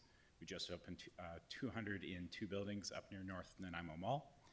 We have 160 plus under construction at 340 Campbell, and this is the next project on our docket. And obviously, we hope to do more. I'm joined tonight by colleagues from Primex, Echo, who's in the crowd here, as well as 2 of the architects from DHK Architects who have been working on this with us. Our hope, like I say, with over 3,000 units of rental housing across the province, is to continue to build rental housing. And this is our second kick at the can at this particular site. I was here a little over a year ago when we brought the first DP forward. We did a deep dive, and between interest rates, construction costs, and very macroeconomic forces working against us, we weren't able to make the strata combined with the rental project work at that time. So we retooled, and that's what we've brought forward now with 162 units of rental housing on this site above a 2-level parkade. We aim in all cases to retain our assets, and that's how we design our buildings, so that it is not sort of a build and flip. We do tend to operate these in the long term. And I think that speaks to some of the changes we made from the advisory design panel. We heard it red heavy. That might be a way to describe it. And yes, we changed the materiality to lighten it up, to make it a little bit more open. We've addressed 2 major city comments that we weren't able to address in the second round, which is a pathway between Skinner and Chapel that previously we weren't able to accommodate. And the second is really at that northern sort of panhandle end to find a way to make it a nice, easy pedestrian transition between the 2 sides. So we've really worked hard with our architectural partners and Westmark Construction, who will build it for us, to try and address these city comments too. And a lot of gratitude on my behalf goes to city staff, between Jeremy, Lania, and the planner who's been working on it, Peyton Carter, who have really moved this project quickly for us in the hopes that we can start this construction in the near future. I'm available to answer any questions that may come up, and I really thank you for your consideration this evening. Thank you very much. Councillor Perino. Thank you, Your Worship, and if I might ask Mr. Mitchell a question, I'm just, if this were to go forward tonight, what is your goal to start construction? Date, sorry. I believe our aim is to start construction in sort of between Q1 and Q2 next year. We still have the building permit process to go through, of course. But our aim is to begin within the first half of next year. And a process for how long it will take to build? About 24 to 30 months is the number that I've heard most recently. Okay, good. Thank you very much. Thank you. Thank you. Councillor Eastmere. Thank you. Through you, there was a note about strengthening the design of the townhouse units, and they looked mostly the same to me. Can you speak to what changed there? Certainly, the townhouse units, and through the chair, my apologies, through the chair to Councillor Eastmer, the townhouses were initially one-bedroom lofts when it came to the advisory design panel. So two major changes happened. We made those two-bedroom townhouses instead of one-bedroom lofts. So that was a significant change. The second is you're right, there wasn't a lot that we could do to make it stronger, but we did change the materials and we did change the colors to make it lighter, with a more emphasis on making sure that those doors and those entryways had sort of clearly separated public and private spaces. Okay, appreciate that. Thank you. Thank you. Councillor Armstrong? Thank you. Yes, I couldn't see in the report. Do you have any accessible or adaptable units? We have other than what is required under code, we haven't gone above and beyond for those. Thank you. Thank you. Not seeing any further questions. Appreciate the delegation coming tonight. Thank you very much. Anyone care to make the recommended motion? Moved Councillor Perino, seconded Councillor Gesselbrock. Councillor, do you wish to speak to it, Councillor Perino? I do. There it is. Thank you, Your Worship. I just want to say this is such an important project, and I'm so pleased that the design committee had a good look at it and could, help to improve the facade of it. So that was good news. But I think the most important thing is this will put rental units available to get people to live and work possibly in the downtown area, to go to our theaters, use the restaurants, use the cafes, and for goodness sake, shop in the downtown. And that's what keeps our downtown vibrant. I'm just thrilled to see this, and I hope that we all support this. And I can't wait for you to get a shovel in the ground, Mr. Mitchell. That's the way to go forward. We want this done. Thank you so much. Thank you. Councillor Gesselbrock, then Councillor Thorpe. Thanks. Really quickly, I think this project will be transformative for the downtown, and I just wish the best of luck to the folks building it. Councillor Thorpe. Thank you very much, Your Worship. Through you, I also am very supportive of this project. I like it, and I recall it when it came before council a year or so ago. And I do appreciate the underbuilding parking, which is a part of the project. But related to that, a question through you to staff. If I remember correctly, and it still seems to be the case with this iteration, we will be losing at least a small amount of public parking area. Is that correct? Through Your Worship to Councillor Thorpe. So the site is currently occupied by a private parkade. So yeah, that's correct. That would not be part of the proposal redevelopment going forward. Right, and that's of concern to me, but overall, I certainly will support this project. Thank you. Thank you. Not seeing any further speakers. All those in favor? And any opposed? None. Motion carries. Thank you very much. We're now back to 12B, Next Generation 911, NG 9111, Local Government Service Agreement with TELUS Communications, Inc. Chief Doyle, good evening. Welcome. Good evening, Your Worship. Good evening, Council.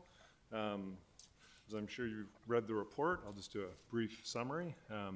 So what I'm here... Emphasis on brief, Chief. Very brief, yes. Just here to seek a new agreement with TELUS for access to 911, a new 5-year agreement, and the ability to update our subsidiary agreements with our PSAPs, which is ECOM and Surrey. This is, to be clear, this is replacing an existing agreement that gives us access to 911 services. The current system has its limitations. New systems are able to transmit data, text, video, all those new technologies that will help us respond better. And it's not just, I'm here for the fire department, but this is all 911 services. This is police, fire, ambulance in our community. There was funding allocated to this by the province. So 90 million went to ECOM, and then the smaller PSAPs got funding, and then we were eligible for the base funding, which was $45,000, which we're using for legal costs and GIS updates to our system, mapping updates to our system, just to get more accuracy at large complexes like malls, strip malls, and just throughout our community where we don't have the best mapping right now. The transition is set to happen in March of 2025. I suspect it'll be delayed. There's already been delays, so we'll see if that actually happens, but this agreement will pave the way for us to join the NextGen 911 system. And through your worship, if there's any questions. Thank you very much, Chief. Given that the second option is under disadvantages, we'll lose 911 services, I think we'll go for the 911. Moved Councillor Gesselbrock, seconded Councillor Eastmere. Any discussion? All those in favor? Any opposed? None. Motion carries. Thank you very much, Chief. We're on to your next one, which is the mutual aid agreement, please. Okay, again, I'll be brief. This, here to seek council's approval to enter into a new mutual aid agreement. Our original mutual aid agreement was signed in 1989, so we're kind of dusting the mothballs off of this and making sure that it's aligns with current standards. This is with Cranberry Improvement District, Mountain Improvement District, District of Lionsville, North Cedar Improvement District, Extension, and District Volunteer Fire Department Society. So basically all our regional partners that are adjacent to us. As you guys, or as council knows, incidents are pretty dynamic and can get overwhelmed pretty quickly.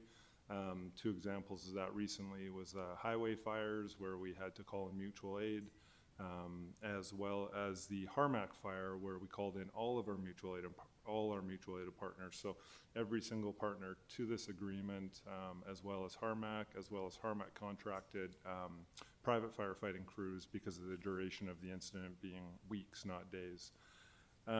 So what this allows us to do is have access to specialized equipment and personnel, supplementary support during large-scale incidents, and extended reach, geographic reach along our boundaries. So in terms of what Nanaimo gets out of it, we do get that support, and we respond, or they respond and help us with the large-scale incidents. And likewise, when we respond, we can respond for these reasons, but also for smaller incidents like structure fires. Our mutual aid partners are very adept at drafting water and have really excellent water tender services, and we're more of a career firefighting department with fixed water systems, so we complement each other quite nicely. In terms of the differences in the agreement, our insurance levels have been updated, and you'll notice in the agreement there's different insurance levels for the jurisdictions. It really is just the size of the jurisdictions and the means available to them. Our legal counsel said that all these are reasonable amounts of insurance for each party to the agreement to have. With that, I'll turn it back to you, Your Worship, and for questions. Thank you very much, Councillor Hemmons. Thank you, Worship, and thank you, Chief. A question for you, just a point of curiosity. On page 3, you note that if the safety of responding personnel is in question, the officer of the responding party has sole discretion over how directions are given. I'm presuming this is, so say we go to a mutual aid agreement with Cranberry, we're saying we're bringing our people, we're in charge of how our people are deployed. Does that de facto put our department in charge of any mutual aid calls because we're bringing human resources to it? Through Your Worship, Councillor Hemmons, no, it doesn't. The requesting party is always in charge of the incident, but the responding party is always in charge of their personnel, if that makes sense. So if the incident was here, let's say tonight, I'm actually duty chief tonight as well. So we would respond to the incident, it would be our incident. If we requested resources, we are in command of all the resources responding, but if they saw something unsafe or they felt uncomfortable with something, it's solely their discretion to withdraw their resources, or at least speak to us about that, and we'd probably be able to resolve the concern, but if we weren't, they could unilaterally withdraw their resources.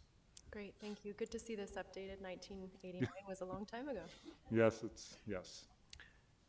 More so for some of us than others.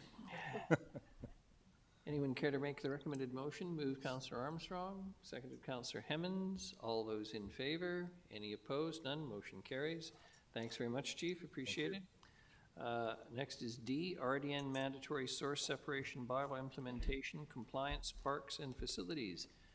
Mr. Sims? Thanks, Your Worship. Ms. Davis? Briefly. Your Worship, this topic is information for the council and the community on the RDN's, the Regional District of Nanaimo's mandatory waste separation bylaw that's been recently passed.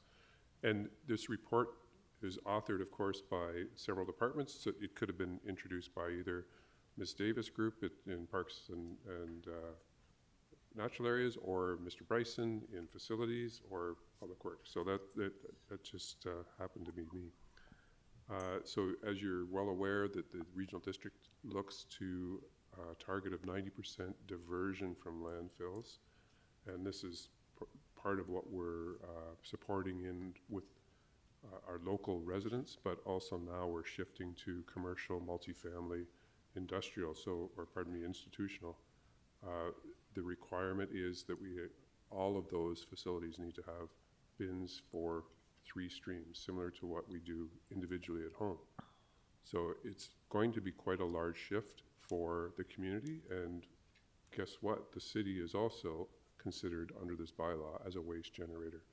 So our facilities are recreational facilities, as an example, are could be quite a producer, similar to our destination parks. So that's some of the challenges that we've been working through. So I think the staff that have been working with the Regional District have got a really good solution. The bylaw comes into effect January 1st in a couple of weeks, and there's a 6-month grace period for all these large waste generators to comply. Because of the vast number of parks, the vast number of facilities, and the variety in each of those, our staff have worked out an arrangement with the Regional District to stage this over 2 years. And this is a much more manageable approach. The first stage will be considered a pilot. So the learning from the pilot, you can see in the report, Westwood Lake, Stadium District, and Mafio Sutton, as well as the facilities in Nanaimo Ice Center and City Hall and SARC, will be the pilot for the city, and we'll start that in the summer of next year. That will enable us to sort of understand what the implications are for the rest of our facilities, what the implications are for cost and budget, and how we can proceed from there. I think, yeah, that's everything. Ms. Davis, of course, is here to answer questions, as Ms. Osborne as well. So it's all of us in this together. So if there's any questions, otherwise it's just really for report or information. We make the mess, we got to clean it up.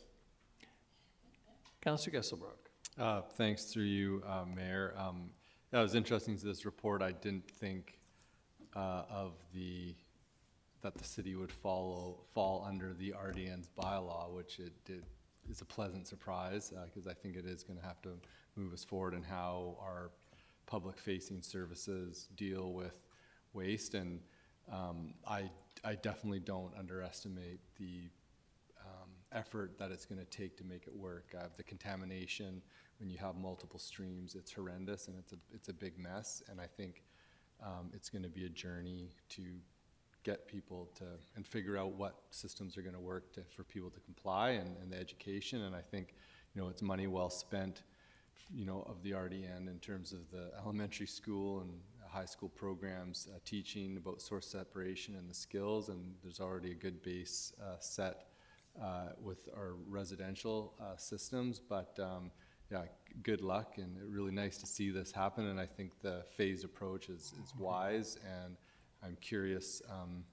Yeah, I'm very interested to see how this evolves, and it's really nice to see some names on our staff that have joined the zero waste, that have been faces that have been supporting the community, in the past. And I know Ms. Davis, worked on this mandatory source separation stuff early on in the RDN as well. So it's full circle, and yeah, good luck. Thank you. Thank you very much. Councillor Thorpe. Thank you. Thank you, Your Worship. Yes, I certainly welcome this, and it's a significant change. And as we noted in an earlier report this evening. Unfortunately, our diversion rate over the past 6 or 7 years has basically not changed. Hopefully this will make a difference, but it is a major undertaking, and as you noted, Mr. Sims, the bylaw comes into effect January 1st. You mentioned a 6-month grace period. I would have to say that seems a very tight time frame. So could you explain more about the staged approach and how that jives with a 6-month grace period? Ms. Davis, please. Thank you. Through the chair to Councillor Thorpe. The 6-month grace period will be when we begin to implement phase 1. Staff have already spoken with RDN staff about the phased implementation programme because we wanted to make sure that we do comply to the bylaw. And so we are all on the same page that we're happy to move forward with the phased plan. So the phased plan is really just the quick wins for us, the things that were easy to implement because we've already got some projects there, and these are very, very front-facing areas where we're used to a lot of change as well, for example, in these destination parks. And in our facilities. So it's really just this first bite of the elephant. And we're going to do a whole lot of learning and then some costing out and come back to you with what phase 2 is going to take to implement. And RDN are very much on board with that 2-phase strategy because it is a big change and it will take some implementing, absolutely. So we do feel that it is very much doable to do this first phase by June, but anything more than that would not have been practical. I absolutely agree, thank you. And if I may, Your Worship, as a follow-up, that's fine. I guess my concern is just over the wording with a bylaw coming into effect. Mm-hmm. I would hate to see somebody or some company get dinged with a bylaw violation right away when they have not had time to examine the approach they need to take to fulfill their successful implementation of this program. Mm-hmm. Through the chair to Councillor Thorpe, the bylaw sits with the RDN. My understanding is that they are going to take a very, very educational approach to this and that they aren't looking to do that kind of thing. I think what we are doing at the city is being leaders and showing the way, kind of being a beacon here, and also recognising that this is going to take some implementation.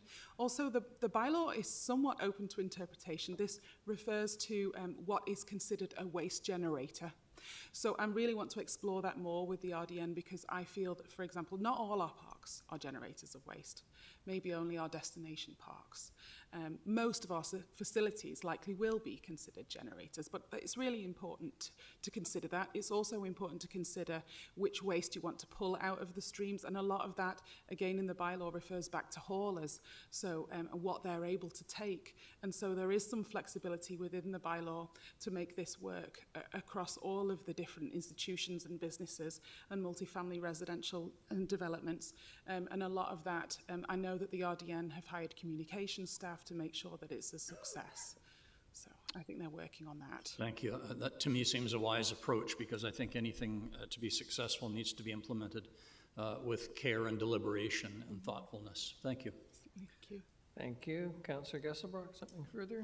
Sorry, Mayor, just through you. And just, so in phase 1 in the pilot, it is being considered in indoor facilities to have potentially a paper plastics, like a packaging container. So through the chair to Councillor Gastelbrecht, we are hoping to do that in phase 1, absolutely, yes. We're definitely able to separate organics, and we're thinking also mixed recycling. But we definitely know that we can do beverage and organics, and the mixed recycling is something which we need to explore with our hauler, and we haven't had the time to have those conversations yet, but I am hopeful that we can do that as part of phase 1. Okay, great. Yeah, no, definitely hopeful to have that included and to see where it lands. Thanks. Thank you very much for the report, much appreciated. The next is E, 2024 Annual Report for the Advisory Committee on Accessibility and Inclusiveness. Ms. Osborne, good evening, please. Good evening, Mayor and Council. The purpose of this report before you is to provide the 2024 Advisory Committee on Accessibility and Inclusiveness Annual Report to Mayor and Council for review. As per the City of Nanaimo's committee operating guidelines, the staff liaison is required to submit an annual report on behalf of the committee. It's my honor to do so.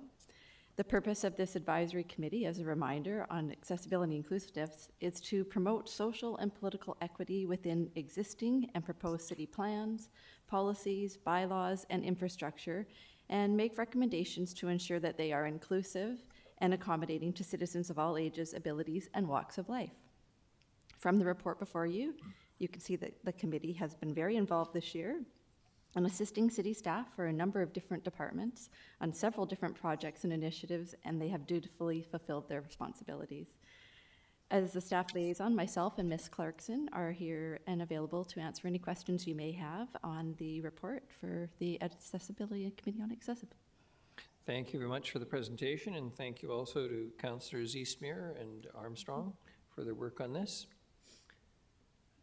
Not seeing any question. Councillor Eastmere? Not going to blow your own horn, are you? She should.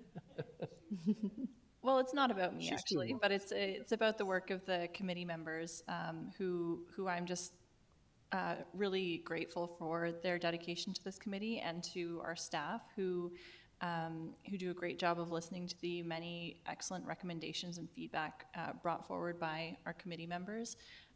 And just to see it all laid out in the report like this is very validating, to see the amount of work that's been put in and the visible results from that. So I really am grateful for the report and grateful for the committee's work, and appreciate the chance to work with Councillor Armstrong as co-chairs of this committee.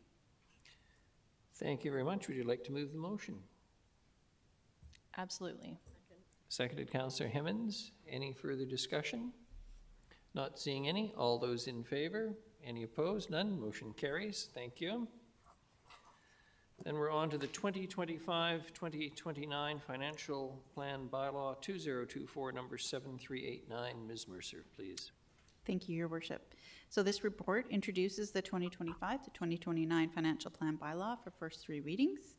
The draft financial plan was presented to the Finance and Audit Committee at budget sessions held in November and into December, and has been updated with the changes that Council approved at these sessions. So the projected property tax increase is for 2025 is 8%, and that includes a 1% for asset management. The projected 2025 user rate increases are 5% for water, 4% for sewer, and sanitation is 5.7%. So this means that the projected impact on a typical home in Nanaimo, valued at $783,800, will be an increase of $227 for municipal taxes, or $272 when you include taxes and all of the user rate fees. This, of course, does not include increases for other governments, as we don't receive that information until the spring.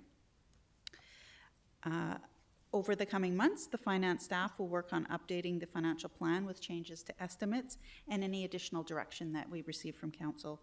So the financial plan must be adopted by May 15th, and staff will be back in April to provide Council with an opportunity to review and amend the bylaw as needed before that deadline. So I'm happy to answer any questions that you may have.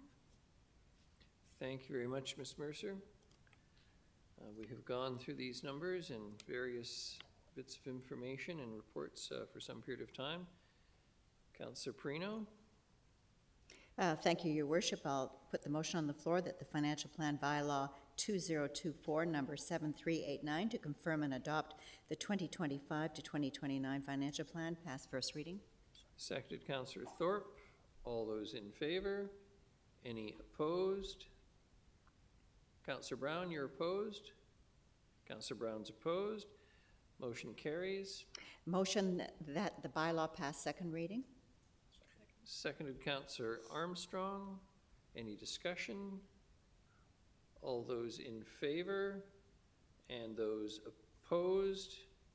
Councillor Brown opposed. Councillor Perino. Motion that the bylaw pass third reading. Seconded, Councillor Hemmens. All those in favor? Any opposed? Your Worship, I have my hand up to speak. Sorry, go ahead, Councillor Brown. Thanks, Your Worship. I'll be very quick. I think it's just important to provide a little bit of context for my opposition vote. First of all, I would just want to acknowledge and appreciate unbelievable amount of hard work goes into getting this document here. I think there's a lot of really good things in it. But going through it again on the weekend and just values I campaigned on and would like to see more of. I think the budgets have slowly been drifting from those, just with respect to the type of projects and the emphasis, and for that reason, I'm voting in opposition. Thank you. Thank you very much. Councillor Brown, I think, spoke after the vote was taken. Yes, thank you, Reed. Thank you. We're on to the Fees and Charges Amendment Bylaw 2024, number 7336.13. Your Worship, sorry, was the vote taken on the third reading? Okay, thank you. Sorry, I did actually miss that. Thank you. Councillor Brown was the only one opposed. Okay, thank you. Mercer. So the following updates are being recommended to be included into the Fees and Charges Amendment Bylaw, and they all relate to user fees. So there was three main things that changed in the bylaw. The first is the leak adjustment fee was moved out of the Waterworks Rate and Regulation Bylaw 7004 and are now included in this bylaw. So staff have proposed a flat administration fee of $20 for leak adjustment work, and this is the average cost over the last 3 years, and it's in line with comparable municipalities. The second is a fee for printed copies of the user rate statement. So the proposed fee is $2 per statement, and statements are available online and are free, but often residents and companies request printed copies to be mailed or picked up at the front counter, so there's staff time involved with that. And there was some clarification on several items, and the biggest item here is around returned NSF charges. There's a $25 NSF charge, and per folio, so if you have a returned check, you are charged a $25 fee per account. What the change is to make the $25 fee payable to each payer for up to 5 accounts, and then the cost is $5 per account per adjustment. Where this was driven from is if you had a payer paying for multiple accounts and it went NSF, they were charged a $25 fee per those accounts. So this is saying your $25 fee for the first 5 and $5 after, for each account after. So this is in favor of the taxpayer. So that's the main change under the clarification, and we're here looking for first 3 readings. Thank you very much. I'm not seeing any questions. Councillor Perino. Thank you. A motion that Fees and Charges Amendment Bylaw 2024, number 7336.13, a bylaw to add fees and charges for the Finance Department, pass first reading. Seconded, Councillor Thorpe. All those in favor? Any opposed? None. Motion carries. Councillor Perino. Motion that the bylaw pass second reading. Seconded, Councillor Thorpe. Any discussion? Not seeing any. All those in favor? Any opposed? None. Motion carries. Motion that the bylaw pass third reading. Seconded, Councillor Thorpe. All those in favor? Any opposed? None. Motion carries. Ms. Gurry, I'm somewhat in your hands, in the hands of staff. My guess is that there's not anything terribly contentious left. But I'm considerate of staff here tonight. Do we wish, and council, do you wish to plow through? Do you wish to take the break at 9? Your Worship, it is your call. There is a number of bylaws to read, and there is question period. I'm not sure how many questions there are. So Ms. Gurry is as subtle with me as ever. We'll take I would suggest a 10-minute, just to be on the safer side. Thank you. Let's take the break.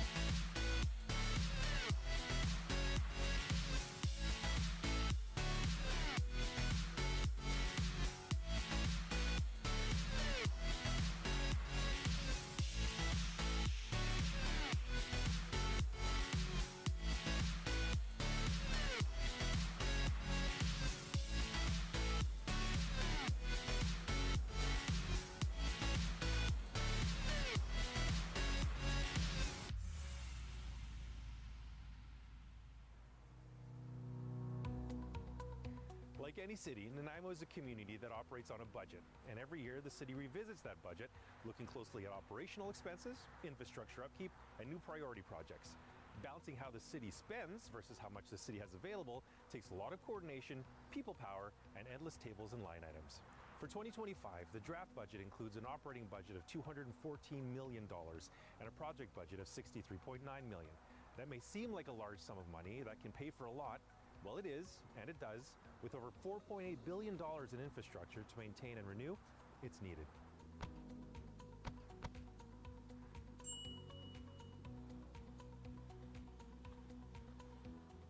This is Laura Mercer, General Manager for Corporate Services for the City of Nanaimo. Let's talk about budget. Why do we need one? So local governments are accountable to their citizens and businesses for how they plan to deliver necessary public services and projects in a cost-effective manner. In addition to that, we have to identify how we plan to raise funds to pay for those items. Okay, and some of those items, infrastructure, of course, is one of them. Let's talk about that. Yep. So the city has over $4.8 billion in assets that we have to maintain, and our 10-year project plan identifies renewal and new projects related to growth. So those can be anywhere from like studies and vehicle purchases to multi-million-dollar complete street projects. And most of those are funded through reserves. So about 75% of the 2025 capital budget is funded through reserves.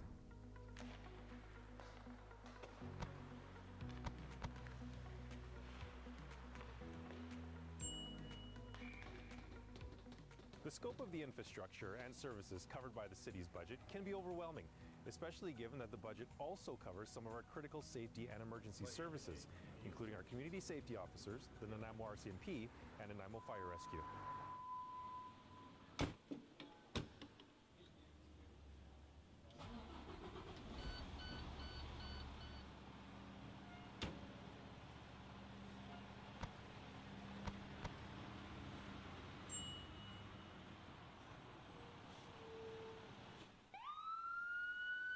The City of Nanaimo is very fortunate to have a career fire department, and I'm here with Fire Chief Tim Doyle, and we're going to talk a little bit about the fire department. So Tim, you don't just fight fires, do you? No, thanks, Dale. No, definitely we don't.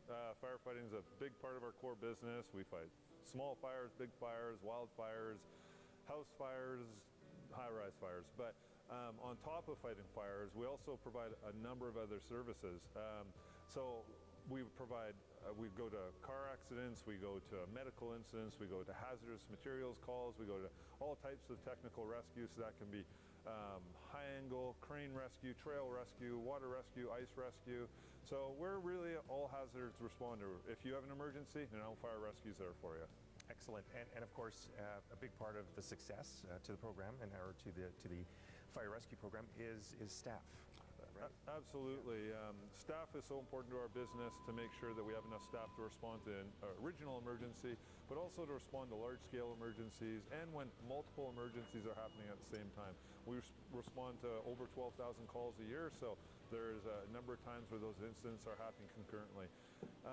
In terms of getting staff, in 2022 our master plan was adopted. The first two phases are hiring 20 firefighters in 2023 and another 20 firefighters in 2025.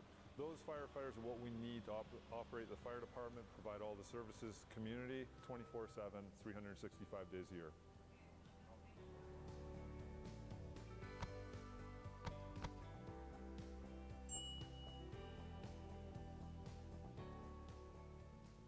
This is Officer in Charge, Superintendent Andrew Burton. Andrew, I'd like to talk about budget. And let's talk about some of the challenges that you face. I think the challenges that the Nanaimo RCMP face are very similar to other communities of our size. We've got social chronic issues with our vulnerable population, with housing, with mental health, with addictions. So in order to adequately address these challenges, we got to have the number of police officers. We've got some fantastic initiatives that we've got ready to go forward to address some of these things like public safety and crime reduction, and it all comes down to being able to field a fully staffed teams, and that's always a draw. Recognizing that the RCMP is a big draw on the city's budget, but it's important. Public safety is key, and I think that's really important that we're able to field a team that's to be able to meet these challenges that we're all going to face ahead.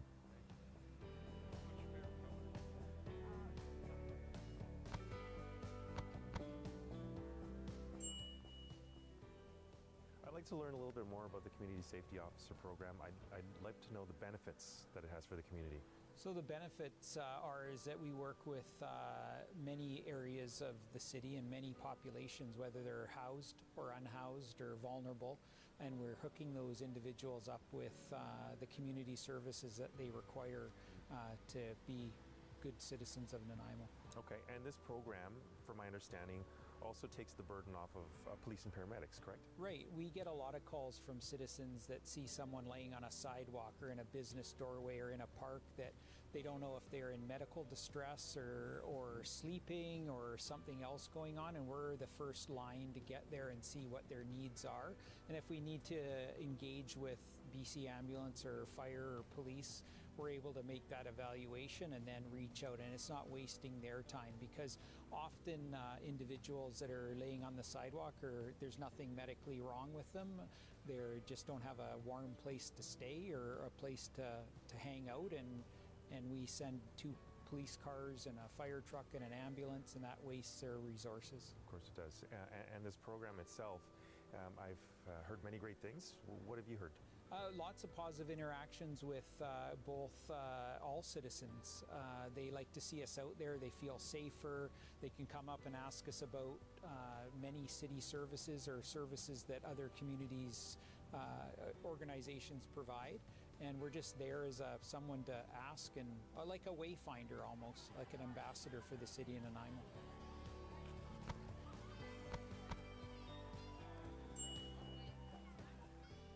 These are just some of the services accounted for in our budget. There's also recycling collection, drinking water treatment, parks maintenance, storm and sewer system upkeep, and more.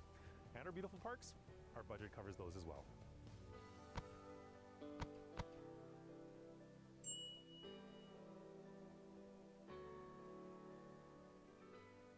This is Michael Lonsdale, Senior Projects Manager for the City of Nanaimo. Now, Michael, there's a lot of projects on the go. Maybe give us a couple examples of what's coming up for the city. Yeah, absolutely. We've got some really exciting new public amenities that are going to be coming online within the next year or two.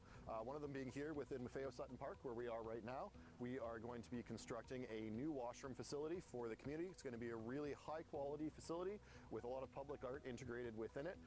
It is funded by the Growing Communities Fund, and it's also going to be helping to support the public events that we have down here in the park with additional washrooms. We also have the Westwood Lake Park washrooms that we are currently constructing that'll be completed within 2025. Those come with a whole host of recreation improvements to the space, completing trails, expanding the beach, giving new space for people to walk, lounge, roll, sit, whatever they want to do, and I'm really excited to see that coming online this spring.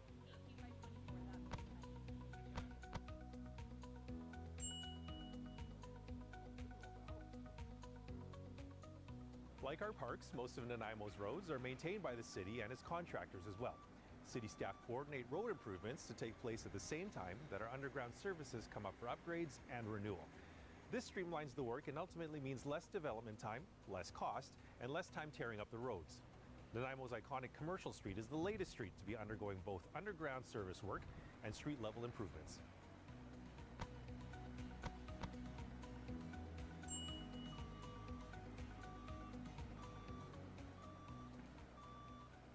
This is James Knight, Capital Project Management Specialist with the City of Nanaimo. James, we're standing here on Commercial Street. Tell me all about what's going on. Well, we're well underway for Phase 1 of Design Commercial Project. We're here to create a more event-ready space, more pedestrian-friendly, more accessible. Going to have some green elements. A lot of people that we heard from in the community, as well as our key stakeholders, was that we want a greener downtown. We're going to have some trees with soil cells. We're going to have some landscaping.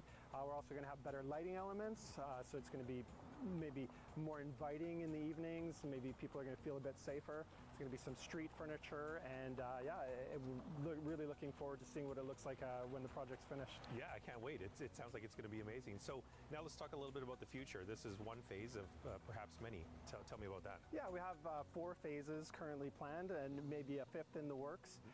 So the intent when the project is finally completed is to go all the way from Front Street and where the Cenotaph is to Tideline Park at the intersection of Wallace and Albert and Victoria Road.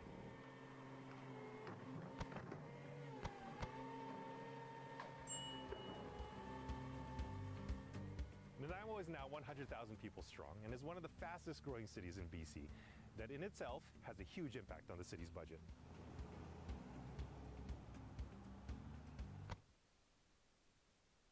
Development permit application number DP 1334-1740 Dufferin Crescent. Mr. Holm, please. Thank you, Your Worship. This is a development permit for 86 units in a 5-story building form, and it's in the hospital secondary urban center on Dufferin Crescent near Bowen Road. You can see the property outlined in red there. It's undeveloped at this point, and yeah, close proximity to Bowen Road and transportation there, as well as all the services, and the hospital NRGH is close by. The proposal includes, as I mentioned, it's 5 stories. It includes a height variance from 14 meters to 16.91 meters. The secondary urban center, you can see the height variance outlined, proposed height variance outlined in red there. This secondary urban center designation, keep in mind in city plan, supports buildings of up to 12 stories. The applicant has provided a shadow study to support the height variance, and actually if you could bring up the building renderings, the next slide there, you can get a sense of what the building looks like along Dufferin Crescent there. The applicant provided a shadow study and also to support the height variance as well. The building is well separated from adjacent uses by roadways or pathways and parking. They've actually adjusted the design. They removed what had been originally proposed as a 5th-story common deck area to address some overlook concerns, as well as they've also included frosted glass in the balconies to increase privacy and address some overlook concerns there. In general, the proposal is consistent with the applicable development permit area design guidelines and would add 86 units in the hospital secondary urban center. I'm happy to take questions. Thank you. Thank you very much. I'm not seeing any questions. Anyone care to move the recommended motion? Moved Councillor Thorpe, seconded Councillor Eastmere. Any discussion, Council? Again, Councillor Perino. Thank you, Your Worship. Just to say, we did receive an email from someone who's very concerned about this development, and I just wanted to say with the, with the future construction of the BC Cancer Agency for Nanaimo and all of the staff that we will have coming to town, as well as when we do get the expansion for the hospital and the cath lab and all of the future staff that will be coming to town, this is an important development, very close to the hospital. It's a good addition for our town. I hope the council will support it. Thank you very much. Councillor Armstrong. Thank you. Just to follow up, when I was looking at the shadow study, and unless I'm seeing it wrong, there's really not a huge impact, is there, on homes other than at a small portion of the day? I can't tell in the thing. Thank you, through Your Worship. That's correct, Councillor Armstrong. That shadow study demonstrated that there's very limited impact. As I mentioned, the building is well separated. You can see the shadow extends into the parking area. It's well separated from other uses by roadway parking, and there's a pathway to the north of the development as well there that separates it from adjacent residential. And then my second question is access out? Are they building a new access? I'm just really concerned because there's so many near misses on that blind curve already. So whereabouts will the access be coming out of the building? Thank you, through Your Worship. Good question. The access is to the shared driveway there that leads now into the Rexall, and there's a multifamily development further to the north, and it's immediately across from the access into the commercial plaza there. Yeah, that remains my concern. I won't be voting against it just because of that, but that is a big concern for me because I think down the line we're going to have to look at putting lights in there because it's extremely dangerous intersection. Thank you. Thank you. Not seeing any further questions.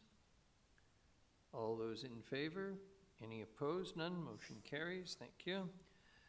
Next is I, development permit application number DP 1349-1935 Island Diesel Way. Mr. Holm, please. Thank you, Your Worship. And now for something other than housing, a development permit for light industrial. And interesting, actually, property outlined in red on Island Easel Way in Boxwood, near Boxwood on Island Easel Way. And interesting, if you could bring up the renderings, please. This is a 2- and 3-story light industrial building, quite a tasteful design there. Some variances, minor variances to front yard, rear yard, landscaping, and the length of a loading bay. Other than that, the proposal is consistent with the applicable zoning and the development permit area guidelines that would apply, and would be a good addition to the industrial use in that area. Thank you. Thank you very much. Anyone care to make the recommended motion? Moved Councillor Thorpe, seconded Councillor Perino. Any discussion? Not seeing any. All those in favor? Any opposed? None. Motion carries. Thank you.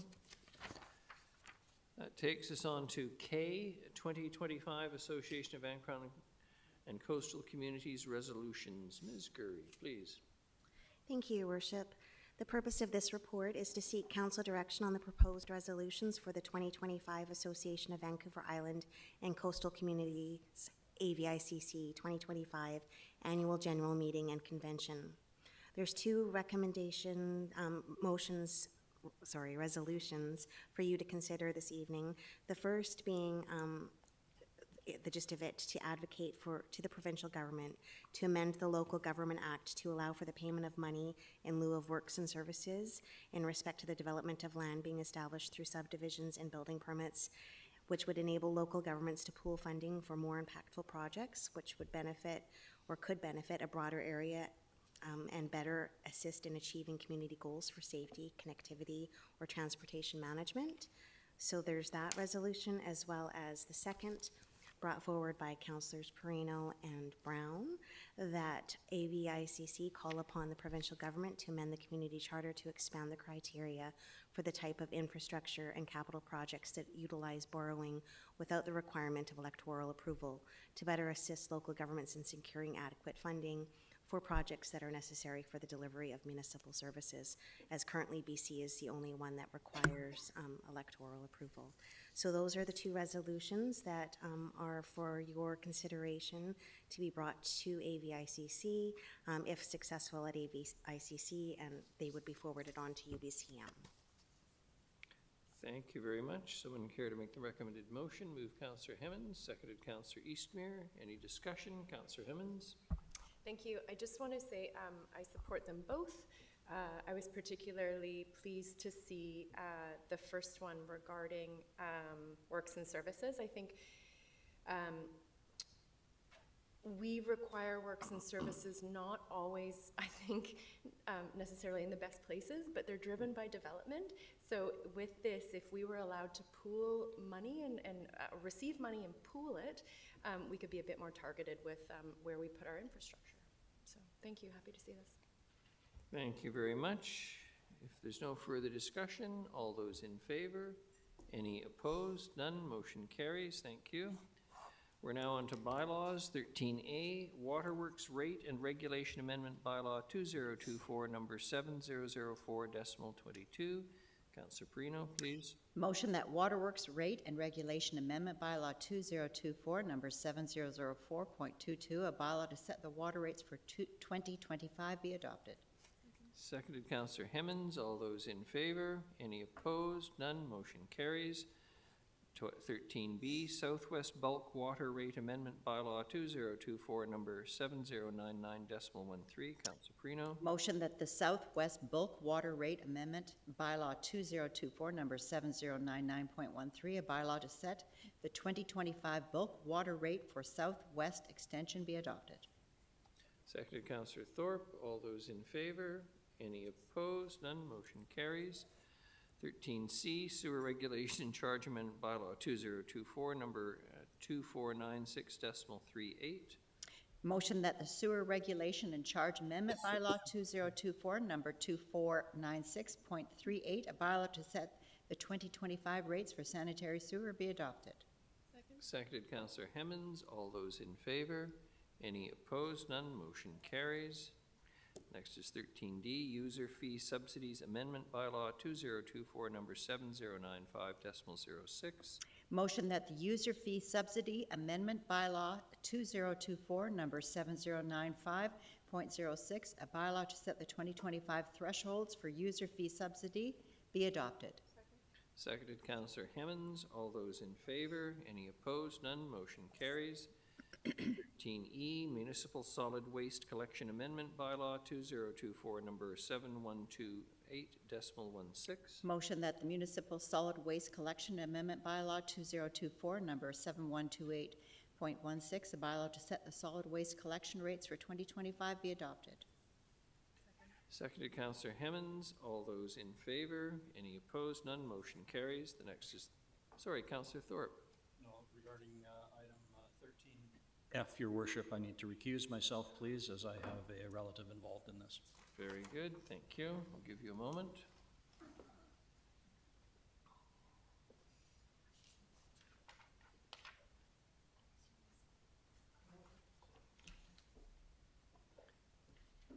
Next is 13F, Zoning Amendment Bylaw 2024, number 4500.230. Councillor Brito.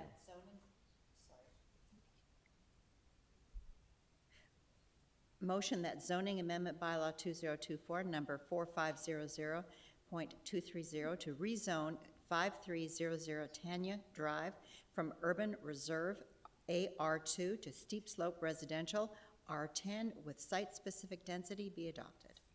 Seconded, Councillor Hemmens. All those in favor? Any opposed? None. Motion carries. We can get Councillor Thorpe back in. And Your Worship, I have to recuse. Okay. First. The next is Business License Bylaw Amendment Bylaw 2024, number 7318.02. Councillor Prino. And Your Worship, I do have a Airbnb in my home, so I'll have to recuse myself. Thank you. Thank you very much. And I have a relative who has an Airbnb in their home, so I'm recusing myself as well. Councillor Hemmens, we'll leave you in charge.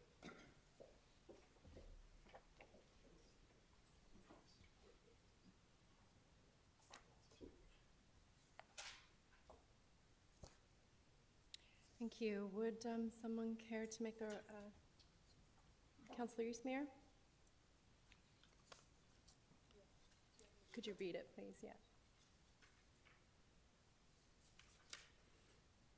That business license bylaw amendment, bylaw 2024, number 7318.02, a bylaw to clarify the license terms of short-term rentals, be adopted. Seconded by Councillor Thorpe. All those in favor? Any opposed? I see none opposed.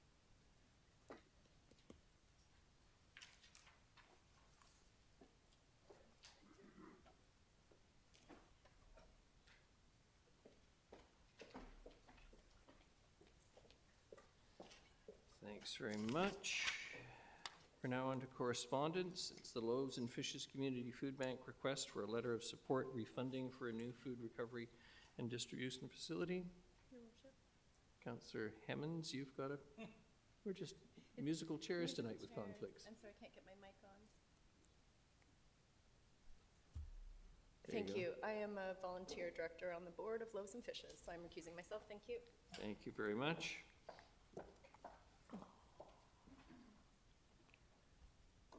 Councillor Eastman is moving the recommended motion. Councillor Armstrong is seconding.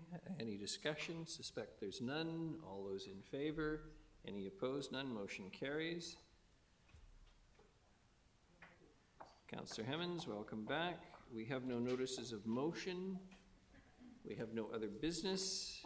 And we're on to question period. Thank you very much, Ms. Gurry.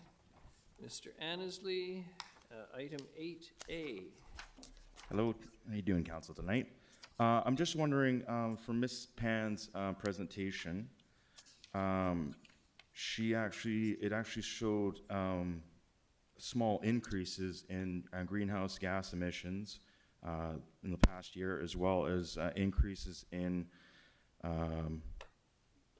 emissions output by vehicles. And it does seem like it has actually crested the 2010 number. And I know in the city plan you want to drop emissions by 50% by 2030, and I'm wondering if the initiatives being taken right now, like traffic calming and the complete streets are actually having the opposite effect, since we are seeing increases in greenhouse gases as opposed to seeing decreases. Councillor Armstrong. Yeah, actually, a lot of times when you slow vehicles down, there's studies to say that it does add, definitely does add emissions into the thing, because it's stop and go, same thing as speed bumps. But the other thing I think you have to take a look into consideration is our increase in population. We've had a huge increase in population. With that comes more cars. I don't know if you noticed, I think there's an extra 200,000 more cars, I think it was this year on the island than there was previous years, or maybe over 2 years, but it was in the paper. Yeah, people are driving. Okay. I did see on that graph, though, a dip, and I believe in the mid-20-teens when our population was still increasing, though. So I'm not necessarily, and it seems to be spiking as we're doing these, initiatives. Valid point. Interesting question. Inclined to agree with Councillor Armstrong, though. It's flat-lined for a number of items, and I think most of council noticed that. But taking into account population increase, I suspect, though, that nobody's going to meet their targets. I say somewhat resignedly, but that's reality. Okay. Thank you for your questions. Motion to adjourn, Councillor Armstrong, seconded Councillor Thorpe. Before we say goodnight, well, it's Christmas season, everyone. Merry Christmas to all of you. I hope you all enjoy some time with your family. Oh, pardon me. Well, Thursday, yeah, that's true, but this is the formal council meeting. Most of us will be Zooming. Yes, and most of council will be Zooming. So Merry Christmas.